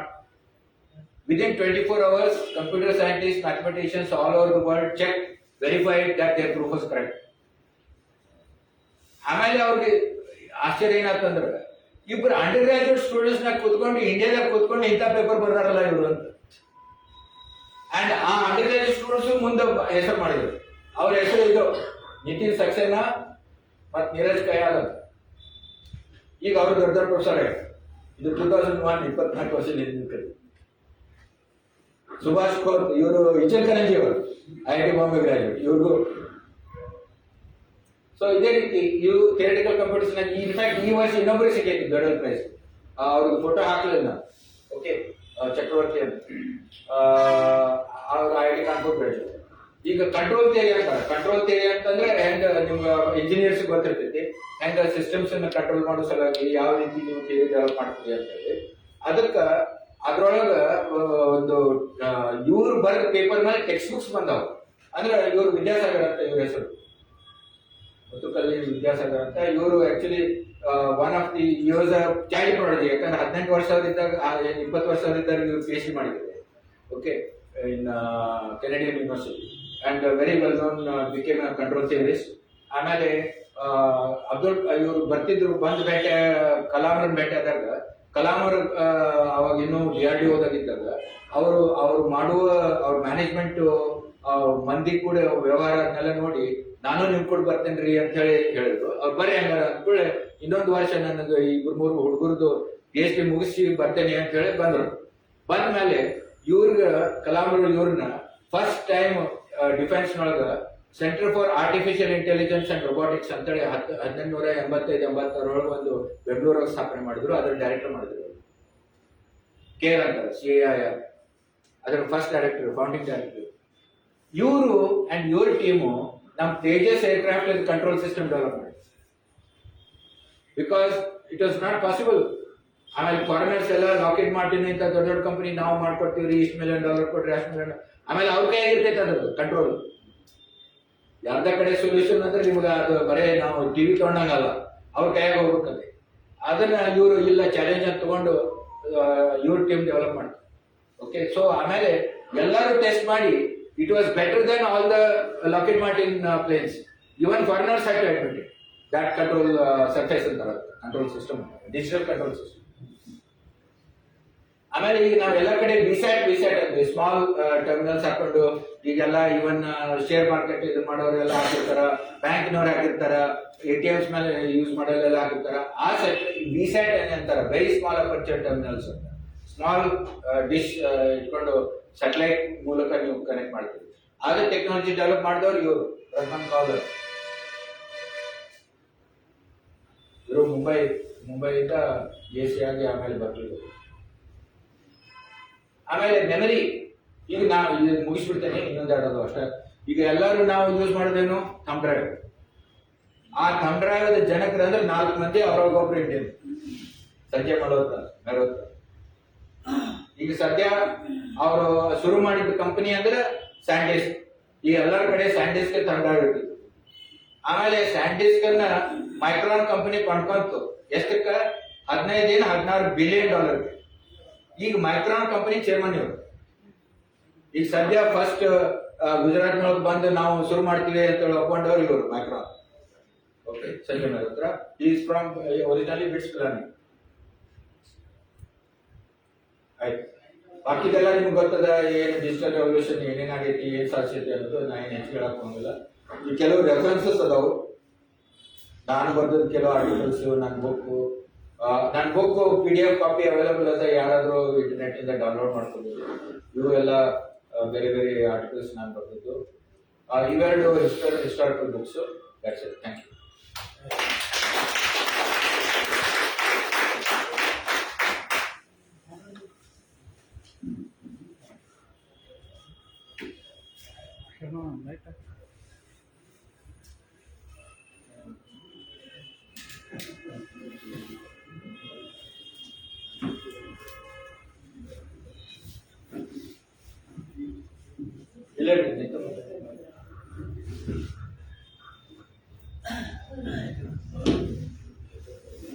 Sanjeev ಎರಡು ಮಾತು ಹೇಳ್ಬಿಟ್ಟು ಡಿಸ್ಕಷನ್ ಇದ್ರೆ 5 ನಿಮಿಷ. ನಿಮ್ಮ ಕನ್ನಡದಲ್ಲಿ ಬರೆದ ಬುಕ್ ಎಲ್ಲಿ ಸಿಗುತ್ತೆ? ಅದು ನೋಡ್ರಿ ಸರ್ಕಾರಿ ಕೆಲಸ. ಅದ ತಪ್ಪು ಮಾಡಿ ಸರ್ಕಾರಿ ಪಬ್ಲಿಕೇಶನ್ ಮಾಡಿ. ನಾನೇನ್ ಮಾಡ್ಲಿ? ಪ್ರೈವೇಟ್ ಯಾರು ರೆಡಿ ಇದ್ದಿಲ್ಲ. ಭಾಷಾ ಭಾರತಿಯವರು ನನ್ನ ಮೇಲೆ ಕೃಪಾ ತೋರಿಸಿ ಮಾಡ್ಯಾರ ಅಂತ ತಿಳ್ಕೊಂಡು. KV ನಾರಾಯಣರವರು ನಾವು ವಿಜ್ಞಾನದ ಇನ್ನೂ ಹೆಚ್ಚಿಗೆ ಮಾಡಿಲ್ರಿ, ಕೊಡ್ರಿ ನಾವು ಮಾಡ್ತೀವಿ ಅಂತ. ಬಾಕಿಯವ್ರಿಗೆ ಎಲ್ಲರಿಗೂ ಕೇಳಿ, ಮನೋಹರ್ ಕೇಳಿದೆ, ಮನೋಹರ್ 6 ತಿಂಗಳು ಕೂತ್ಕೊಂಡ್ರ ಅದ್ರ ಮೇಲೆ, ನನ್ನ ಇದ್ರ ಮೇಲೆ. ಯಾಕಂದ್ರೆ ಇದ್ರ ಮೂಲ ಕಾರಣ ಕನ್ನಡದಾಗ ಬರ್ಬೇಕ್ರಿ ಅಂದ್ರೆ ಗಿರೀಶ್ ಕಾರ್ನಾಡ್ ಮಾಡಿಸ್ರಿ, ಕನ್ನಡದಾಗ ಮಾಡಿಸ್ರಿ. ನಾನು ಹೇಳ್ತೀನಿ ಇವ್ರಿಗೆ, ಜೋಶಿ ಅವ್ರಿಗೆ, ಅದಕ್ಕೆ ರೆಡಿ ಮಾಡಿ ಕೊಟ್ರ 3 ತಿಂಗಳೇನೋ 6 ತಿಂಗಳು ಕೂತ್ಕೊಂಡ್ರು. ಆಗಲಿಲ್ಲ. ನಾವು ಕರ್ನಾಟಕದವ್ರು 2 ತಿಂಗಳು ಕೂತ್ಕೊಂಡ್ರು ಅದ್ರ ಮೇಲೆ, ಆಗಲಿಲ್ಲ. KV ನಾರಾಯಣ ಕೇಳಿದೆ, ದತ್ತನ ಕೊಡ್ರಿ ಅಂತಂದ್ರು, ಪ್ರಿಂಟ್ ಮಾಡಿದ್ರು. ನಾಳೆ ಆದ್ರೆ ಅವರಲ್ಲಿ ಮಾರ್ಕೆಟಿಂಗ್, ಅದು ಸರ್ಕಾರಿ ಪ್ರಾಧಿಕಾರ. ನೀವು ಕನಿಷ್ಠ ಸರ್ಕಾರಿ ಕಾಲೇಜ್ ಲೈಬ್ರರಿಗರೇ ಕೊಡ್ರಿ ಅಂತಂದ್ರೆ ಅದು ಎಡಗೈ ಬಲಗೈ ಬೇರೆ ಬೇರೆ ಕೆಲಸ ಮಾಡ್ತಾವ್ರಿ ಸರ್ಕಾರದಾಗ. ಅದನ್ನು ಸರ್ಕಾರ ಬಂದ ಗೋಡಾಣಿಗೆ ಬರಬೇಕು ಬರುದಿಲ್ಲ. ಗೋಡೌನ್ ಅಷ್ಟೇ ಅಲ್ರಿ, ಕೊನೆಗೆ ಗೋಡೌನ್ ಜಾಗ ಇಲ್ಲ ಅಂತ ಪಲ್ಪಿಂಗ್ ಕಳಿಸ್ತಾರ ದಾಂಡೇಲಿ ಪೇಪರ್ಗಳಿಗೆ. ಈಗ ಗದಗ ಐತಲ್ಲ ಗೈಡ್ ಮಾಡ್ತಾರ. ನಮ್ಮ ಫ್ರೆಂಡ್ಗೆ ಹೇಳಿದೆ ಅದೆಲ್ಲ ಮಾಡ್ಬಿಡ್ಬೇಕು ಕನ್ನಡದ. ಮಾಡಿ ಸರ್ ಏನಾರ ಈ ಬುಕ್ ಮಾಡಿದ್ರೆ at least some people those are interested. ನಿಮಗೂ ಗೊತ್ತು ಹ್ಯಾಪಿ ಶಂಕರ್ ಮತ್ತೆ ನೋಡಿ ಸ್ಮಾಲ್ ಗುಡ್ ಅಲ್ಲ ಈ ಬುಕ್ ವರ್ಷನ್ಸ್ ಮಾಡಬೇಕು. ಸರ್ ಕ್ವಶನ್ ಪೈ ಬಗ್ಗೆ ನಾ MSc ಮ್ಯಾಥಮೆಟಿಕ್ಸ್ ಮಾಡಿದ್ರು ಕೇಳಿದೆ. ಪೈ ನಮ್ಗೆ ಗೊತ್ತಾಗಲ್ಲ, ಅದು ಯಾವ ಹೇಗೆ ಗೊತ್ತಿದೆ, ಯಾವ ವಿಚಾರ ಗೊತ್ತಿಲ್ಲ ಅಂತಿದ್ರು. ಅದಕ್ಕೆ ಪೈ ಯಾಕೆ ಕಂಡಿಡ್ರು, ಹೇಗೆ ಕಂಡಿಡ್ರು, ಏನಾದರೂ ಬೆಳೆಸಿರ್ಬೋದು ಸರ್? ನಾನು ಅದನ್ನ ಹೆಚ್ಚಿಗೆ ಅಭ್ಯಾಸ ಮಾಡಿಲ್ಲ. ಬಟ್ ಪಾಯಿಗೆ ಇರ್ಯಾಷನಲ್ ನಂಬರ್ ಅಂತ, ಇರ್ಯಾಷನಲ್ ನಂಬರ್ ಅಂದ್ರೆ ಅದನ್ನ ಬೇರೆ ರೀತಿಯಿಂದ ನಾವು ಅದನ್ನ ರಿಪ್ರೆಸೆಂಟ್ ಮಾಡಕ್ ಬರಂಗಿಲ್ಲ. It is a thing in itself. ಅದಕ್ಕೆ it has achieved mystical properties. ಕೆಲವು ನಂಬರ್ಸ್ ಹಿಂಗ ಅದಾವು, ಅವತ್ತನ್ನ ನಾವು ಪೂರ್ತಿ ಡೆಸಿಮಲ್ ಸಿಸ್ಟಮ್ನಾಗೂ ಬರೆಯಕ್ಕಾಗಂಗಿಲ್ಲ, ಒಂದು ಫ್ರಾಕ್ಷನ್ ಅಂತೂ ಬರೆಯಕ್ಕಾಗಲ್ಲ. ಈ 22/7 ಅದು ರಫ್ ಅದು. 22/7 ಇಸ್ ನಾಟ್. ಶಿಲ್ವ ಸೂತ್ರದಲ್ಲಿ ಅದು ಇದೆ ಅಂತ ಹೇಳ್ತಾರೆ. ಸುಲಭ ಸೂತ್ರದೊಳಗೆ ಕೆಲವು ಪೈಥಾಗರಸ್ ರಿಸಲ್ಟ್ಸ್ ಕೊಟ್ಟಾರ, ಬಟ್ ಪೈ ಬಗ್ಗೆ ಗೊತ್ತಿಲ್ಲ. ratio of the circumference to the diameter. On that basis, we design 22/7. Circumference divided by diameter. What you are getting, that is 22/7, but it is digital is continually. ನಾವು ಹೈಸ್ಕೂಲ್ನಾಗ ಇದ್ದಾಗ ಇಲ್ಲ degree ಬರ್ತದ PG ಬರ್ತದ ಅಂತ ಹೇಳಿದ್ರು, ಬರೀ ಪೈ ಬರಲೇ ಇಲ್ಲ. ಅದಕ್ಕೆ ಇವ್ರು ಏನ್ ಕಂಡಿಡ್ತಾರೆ ಅಂದ್ರೆ ಪೈ ಎಕ್ಸ್ಪ್ರೆಸ್ ಮಾಡಕ್ಕೆ ಅವ್ರು ಇನ್ಫೈನೈಟ್ ಸೀರೀಸ್ ಬರ್ತದೆ. That's correct actually. Perfect result ಕೊಟ್ಟಾರಂದ್ರೆ ಇಂಡಿಯನ್ ಮ್ಯಾಥಮೆಟಿಷಿಯನ್ಸ್ ನ. ಬಟ್ ನಿಮ್ಗೆ ಎಷ್ಟು ಬೇಕು ಆ ಡೆಸಿಮಲ್ ಪ್ಲೇಸಸ್ ತನಕ ನೀವು ಕ್ಯಾಲ್ಕುಲೇಟ್ ಮಾಡ್ಬೋದು ಅದನ್ನ. ಆ ಫಾರ್ಮುಲಾ ಹೇಳ್ಬೋದು. ನೀವು 100 ಸಂಖ್ಯೆ ತನಕ ನೋಡ್ಬೇಕಂದ್ರೆ 100 ಸಂಖ್ಯೆ ತನಕ ಮಾಡ್ಬೋದು. ನಿಮ್ಗೆ ಎಷ್ಟು ತಾಳ್ಮೆ ಅಂದ್ರೆ ಅದ್ರ ಮೇಲೆ ಹೋಗ್ಬೋದು. ಬಟ್ ಅದ್ರ ಪ್ರಾಪರ್ಟೀಸ್ ಏನಿದಾವಲ್ಲ, ದಟ್ಸ್ ವೆರಿ ಸ್ಟ್ರೇಂಜ್ ಪ್ರಾಪರ್ಟೀಸ್. ಅದಕ್ಕೆ ಒಂದು it has achieved some mystical properties, mystical character. ಅದೇ ರೀತಿ ಅಂತಾರಲ್ಲ ಎಕ್ಸ್ಪೋನೆನ್ಷಿಯಲ್, ಅದು ಅದೇ ತರದ್ದು ಒಂದು ಮಿಸ್ಟಿಕಲ್ ಪ್ರಾಪರ್ಟೀಸ್ ಆಗುತ್ತೆ. ಹಾಗಾದ್ರೆ ಝೀರೋನು ಮಿಸ್ಟಿಕಲ್ ಪ್ರಾಪರ್ಟಿ ಅದಾವಂತ ಅನ್ಬೋದು.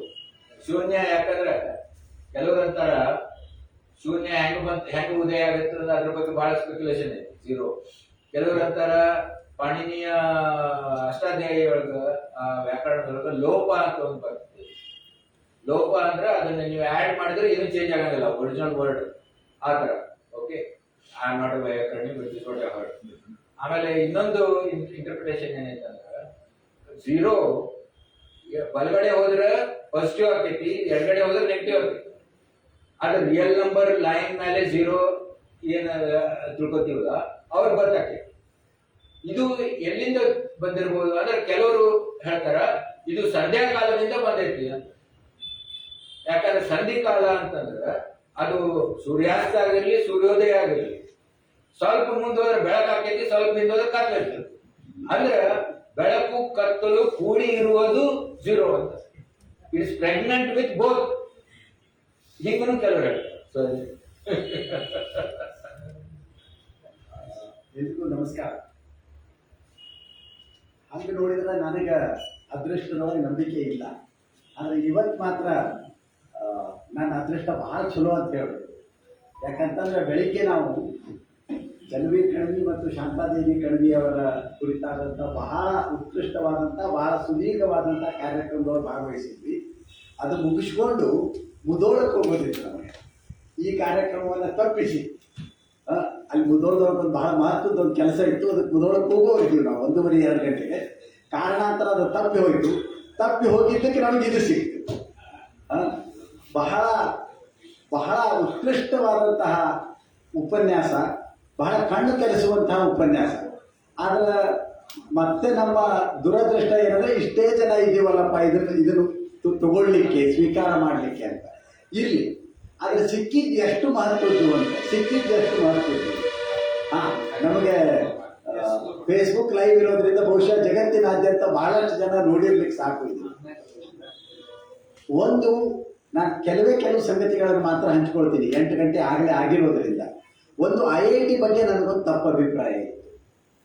ಏನಂತಂದ್ರೆ ಸರ್ಕಾರದ ದುಡ್ಡಿನಿಂದ ಕಲಿತು ಈ IIT ಪದವೀಧರರು ಎಲ್ಲರೂ ಬೇರೆ ದೇಶಕ್ಕೆ ಹೋಗ್ಬಿಡ್ತಾರೆ. ಅದಕ್ಕೆ ಹಲವಾರು ಕಾರಣಗಳನ್ನು ಕೊಡ್ತಾರೆ. ಇಲ್ಲಿ ಹಾಗಿದೆ, ಇಲ್ಲಿ ಹೀಗಿದೆ, ಲಂಚತನ ಅದ, ಮತ್ತೊಂದದ, ಏನೇನದ. ಭಾರತದೊಳಗೆ ಉಳಿದು ಭಾರತದ ಕಷ್ಟಗಳನ್ನು ಅನುಭವಿಸ್ತಾ ಯಾಕೆ ಭಾರತಕ್ಕಾಗಿಯೇ ಇವರು ದುಡಿಯೋದಿಲ್ಲ ಅನ್ನೋದೊಂದು ನನ್ನ ತಕರಾರಿತ್ತು. ಆದರೆ ಇವತ್ತು ಅವರು ಏನು ಎಲ್ಲ ಮಹಾ ಚಿಂತಕರ ವಿಜ್ಞಾನಿಗಳ ವಿವರಗಳನ್ನು ಕೊಡ್ತಾ ಹೋದ್ರು. ಬಹಳಷ್ಟು ಜನರು IITಯಿಂದ ಬಂದಂಥವರಾಗಿದ್ದರು ಸಹಜವಾಗಿ. ಹಾಗಾಗಿ ಅವರು ಭಾರತಕ್ಕೆ ಕೊಡೋದಕ್ಕಿಂತ ಆಚೆ ಇಡೀ ಜಗತ್ತಿಗೆ ಕೊಟ್ಟಾರಲ್ಲಪ್ಪ ಇಷ್ಟು ಅಂತ ಅನ್ನೋದು ಇವತ್ತು ಬಹಳ ಸ್ಪಷ್ಟವಾಗಿ ನನಗೆ ಗೊತ್ತಾಯಿತು. ಆ ತಕರಾರನ್ನು ಇನ್ನು ಯಾವತ್ತೂ ನಾನು ಹೇಳೋದಿಲ್ಲ. ಎರಡನೇದು, ಅವರೇ ಹೇಳಿದ ಹಾಗೆ ಇಂಗ್ಲಿಷ್ನೊಳಗೆ 100 ಕಡೆ ಈ ಉಪನ್ಯಾಸವನ್ನು ಕೊಟ್ಟಿದ್ದು, ಕನ್ನಡದೊಳಗೆ ಕೆಲವು ಕಡೆ ಕೊಟ್ಟಿದ್ದು, ಇವತ್ತು ಇಲ್ಲಿ ಕೊಡ್ತಾ ಇದ್ದೀನಿ ನಾನು ಅಂತ. ಕನ್ನಡದೊಳಗೆ ಇಷ್ಟು ನಮ್ಗೆ ಯಾರಿಗೂ ಸಮಸ್ಯೆ ಅನ್ನಿಸ್ಲಿಲ್ಲ. ನಡು ಸ್ವಲ್ಪ ಅನಿವಾರ್ಯವಾಗಿ ಇಂಗ್ಲಿಷ್ ಬರ್ತಿತ್ತು, ಸಹಜ. ಆದರೆ ಇಷ್ಟು ಸುಲಲಿತವಾಗಿಯೇ ಅವರು ಸುಲಭವಾಗಿಯೇ ಕನ್ನಡದೊಳಗೆ ಹೇಳಿದರು.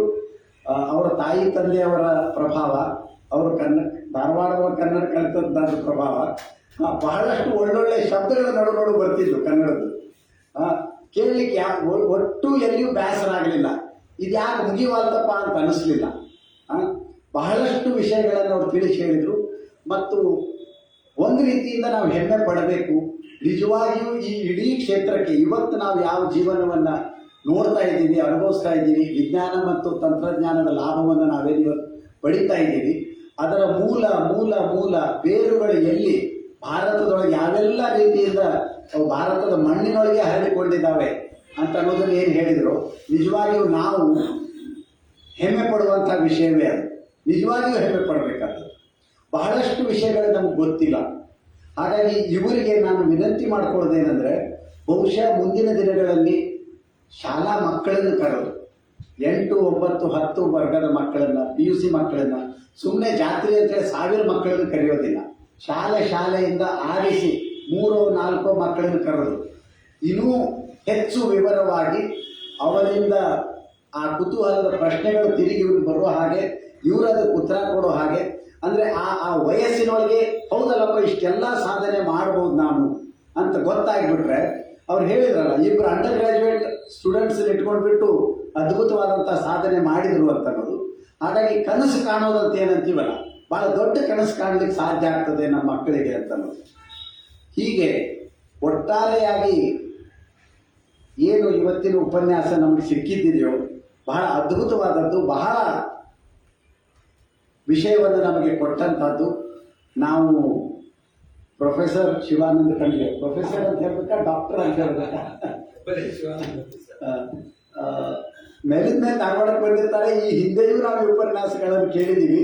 ಇವತ್ತಿನ ಮಾತ್ರ ಬಹಳ ಸಂತೋಷವನ್ನು ಕೊಡುವಂಥದ್ದು, ನಮ್ಮೊಳಗೆ ಅಭಿಮಾನ ಹುಟ್ಟಿಸುವಂಥದ್ದಾಗಿತ್ತು. ನಾವು ಕರ್ನಾಟಕ ವಿದ್ಯಾವರ್ಧಕ ಸಂಘದ ಪರವಾಗಿ ನಾನು ಮತ್ತೊಮ್ಮೆ ಹೇಳೋದು, ಕರ್ನಾಟಕ ವಿಶ್ವವಿದ್ಯಾಲಯ ಅಂತ ಅನ್ನೋದು ಒಂದು ಅನಧಿಕೃತ ಅಥವಾ ಒಂದು ವಿಶ್ವವಿದ್ಯಾಲಯದ ರೀತಿ ಕೆಲಸ ಮಾಡ್ತಾ ಇದೆ, ಇನ್ನೂ ಹೆಚ್ಚು ಮಾಡಬೇಕು ಅಂತ. ಆ ನಿಟ್ಟಿನೊಳಗೆ ಇವತ್ತಿನ ಒಂದು ಉಪನ್ಯಾಸ ಅಂತದ್ದಾಯಿತು ಅಂತ. ಅನೌಪಚಾರಿಕ ವಿಶ್ವವಿದ್ಯಾಲಯದ ರೂಪದೊಳಗೆ ಸಾಹಿತ್ಯ ಹೌದು, ವಿಜ್ಞಾನ ಹೌದು, ಚರಿತ್ರೆ ಹೌದು, ಮತ್ತೊಂದು ಹೌದು, ಎಲ್ಲ ಬದುಕಿನ ಕ್ಷೇತ್ರಗಳಲ್ಲಿ ನಾವು ಒಳ್ಳೆಯ ಗುಣಮಟ್ಟದ ಕಾರ್ಯಕ್ರಮಗಳನ್ನು ಮಾಡ್ತಾ ಹೋಗ್ತಾ ಇದ್ದೀವಿ ಅಂತನೋ ಸಮಾಧಾನ ಸಂತೋಷದೊಂದಿಗೆ ಶಿವಾನಂದ ಕಣ್ವಿಯವರಿಗೆ ಮತ್ತು ಬಂದಂಥ ನಿಮಗೆಲ್ಲರಿಗೂ ಅತ್ಯಂತ ಪೂರ್ವಕವಾದಂಥ ಕೃತಜ್ಞತೆಗಳನ್ನು ಹೇಳ್ತಾ ಈ ಕಾರ್ಯಕ್ರಮವನ್ನು ನಾವಿಲ್ಲಿ ಮುಗಿಸೋಣ. ಮತ್ತೆ ಇಂಥ ಒಳ್ಳೆಯ ಕಾರ್ಯಕ್ರಮಗಳಿಗೆ ನಾವೆಲ್ಲರೂ ಸೇರೋಣ. ನಮಸ್ಕಾರ, ಧನ್ಯವಾದ, ವಂದನೆ. ಒಂದು ಕೊನೆ ಮಾತು ಹೇಳಬೇಕು. ಇಲ್ಲ, ಒಂದು ಕೊನೆ ಮಾತು ಹೇಳಬೇಕು. ಏನಂದ್ರೆ, ಇದರಿಂದ ನೀವು ನಾನು ತಪ್ಪು ಭಾವನೆ ಉಂಟು ಮಾಡಕ್ಕೆ ಇದನ್ನ ಹೇಳಿಲ್ಲ. ಏನಂದ್ರೆ, ನಾವೇ ಎಲ್ಲ ಮಾಡಿದ್ವಿ, ಓಕೆ, ನಾವು ವಿಶ್ವಗುರುಗಳು ಅಂತಲ್ಲ, ಓಕೆ. ನಾನು ಇದು ನನಗೆ ಮತ್ತು ಟಾಟಾ ಸಮೂಹಕ್ಕೆ ಇದು ಯಾಕೆ ರುಚಿಸ್ತು ಅಂತಂದ್ರೆ, ಅವ್ರಂದ್ರು this will inspire Indian youth ಅಂತ. ಅಂದ್ರೆ ನಾವು ಕೂಡ ಮಾಡಬಹುದು ಅಂತ. ಯಾಕಂದ್ರೆ ನಮ್ಮಲ್ಲಿ ಇರುವ ಒಂದು ಮುಖ್ಯ ಪ್ರಾಬ್ಲಮ್ ಅಂದ್ರೆ ಕೀಳರಿಮೆ. ಓಕೆ, ನನಗೆ ಅಮೆರಿಕಕ್ಕೆ ಹೋದ್ಮೇಲೆ ಗೊತ್ತಾಯ್ತು, ಎಂತೆಂತ ವಿಜ್ಞಾನಿಗಳನ್ನ ನಾವು ದೇವರನ್ನ ತಿಳ್ಕೊಂಡಿದ್ವಿ. ಅವಾಗ ನಾನು ಸೆಮಿನಾರ್ ನೋಡಿದಾಗ ಇವರು ಮನುಷ್ಯರಪ್ಪ ಅಂತ. ಯಾಕಂದ್ರೆ ಆ ತರ ಕೀಳರಿಮೆ ನಮ್ಮಲ್ಲಿ ಅದನ್ನ ಸ್ವಲ್ಪ ಕಡಿಮೆ ಮಾಡಿ ನಮ್ಮವರು ಇಂಥದ್ ಮಾಡ್ಯಾರಪ್ಪ, ನಮ್ಮವರು ಇಂಥದ್ ಮಾಡ್ಲಿಕ್ಕೆ ಸಾಧ್ಯ ಆಗೈತಪ್ಪ, ಬೇರೆ ಬೇರೆ ವಾತಾವರಣದೊಳಗ ಅತ್ಯಂತ ಕಾಂಪಿಟೇಟಿವ್ ವಾತಾವರಣದೊಳಗೂ ಮಾಡ್ಯಾರ ಅನ್ನೋದಷ್ಟೇ. ಆದ್ರೆ ನಾವೆಲ್ಲ ಮಾಡಿವಿ ಅಂತಲೂ ತಿಳ್ಕೊಳ್ಳೋದು ತಪ್ಪು ಅಷ್ಟೇ. ಆದ್ರೆ ನಮ್ಮವರು ಸಾಧನೆ ಏನೂ ಇಲ್ಲ ಅಂತ ಏನಂತಾರಲ್ಲ ಅದು ತಪ್ಪು. Thank you. ಈ ದಿಕ್ಕಿನೊಳಗ ಕನ್ನಡದ ವಿಜ್ಞಾನಿಗಳ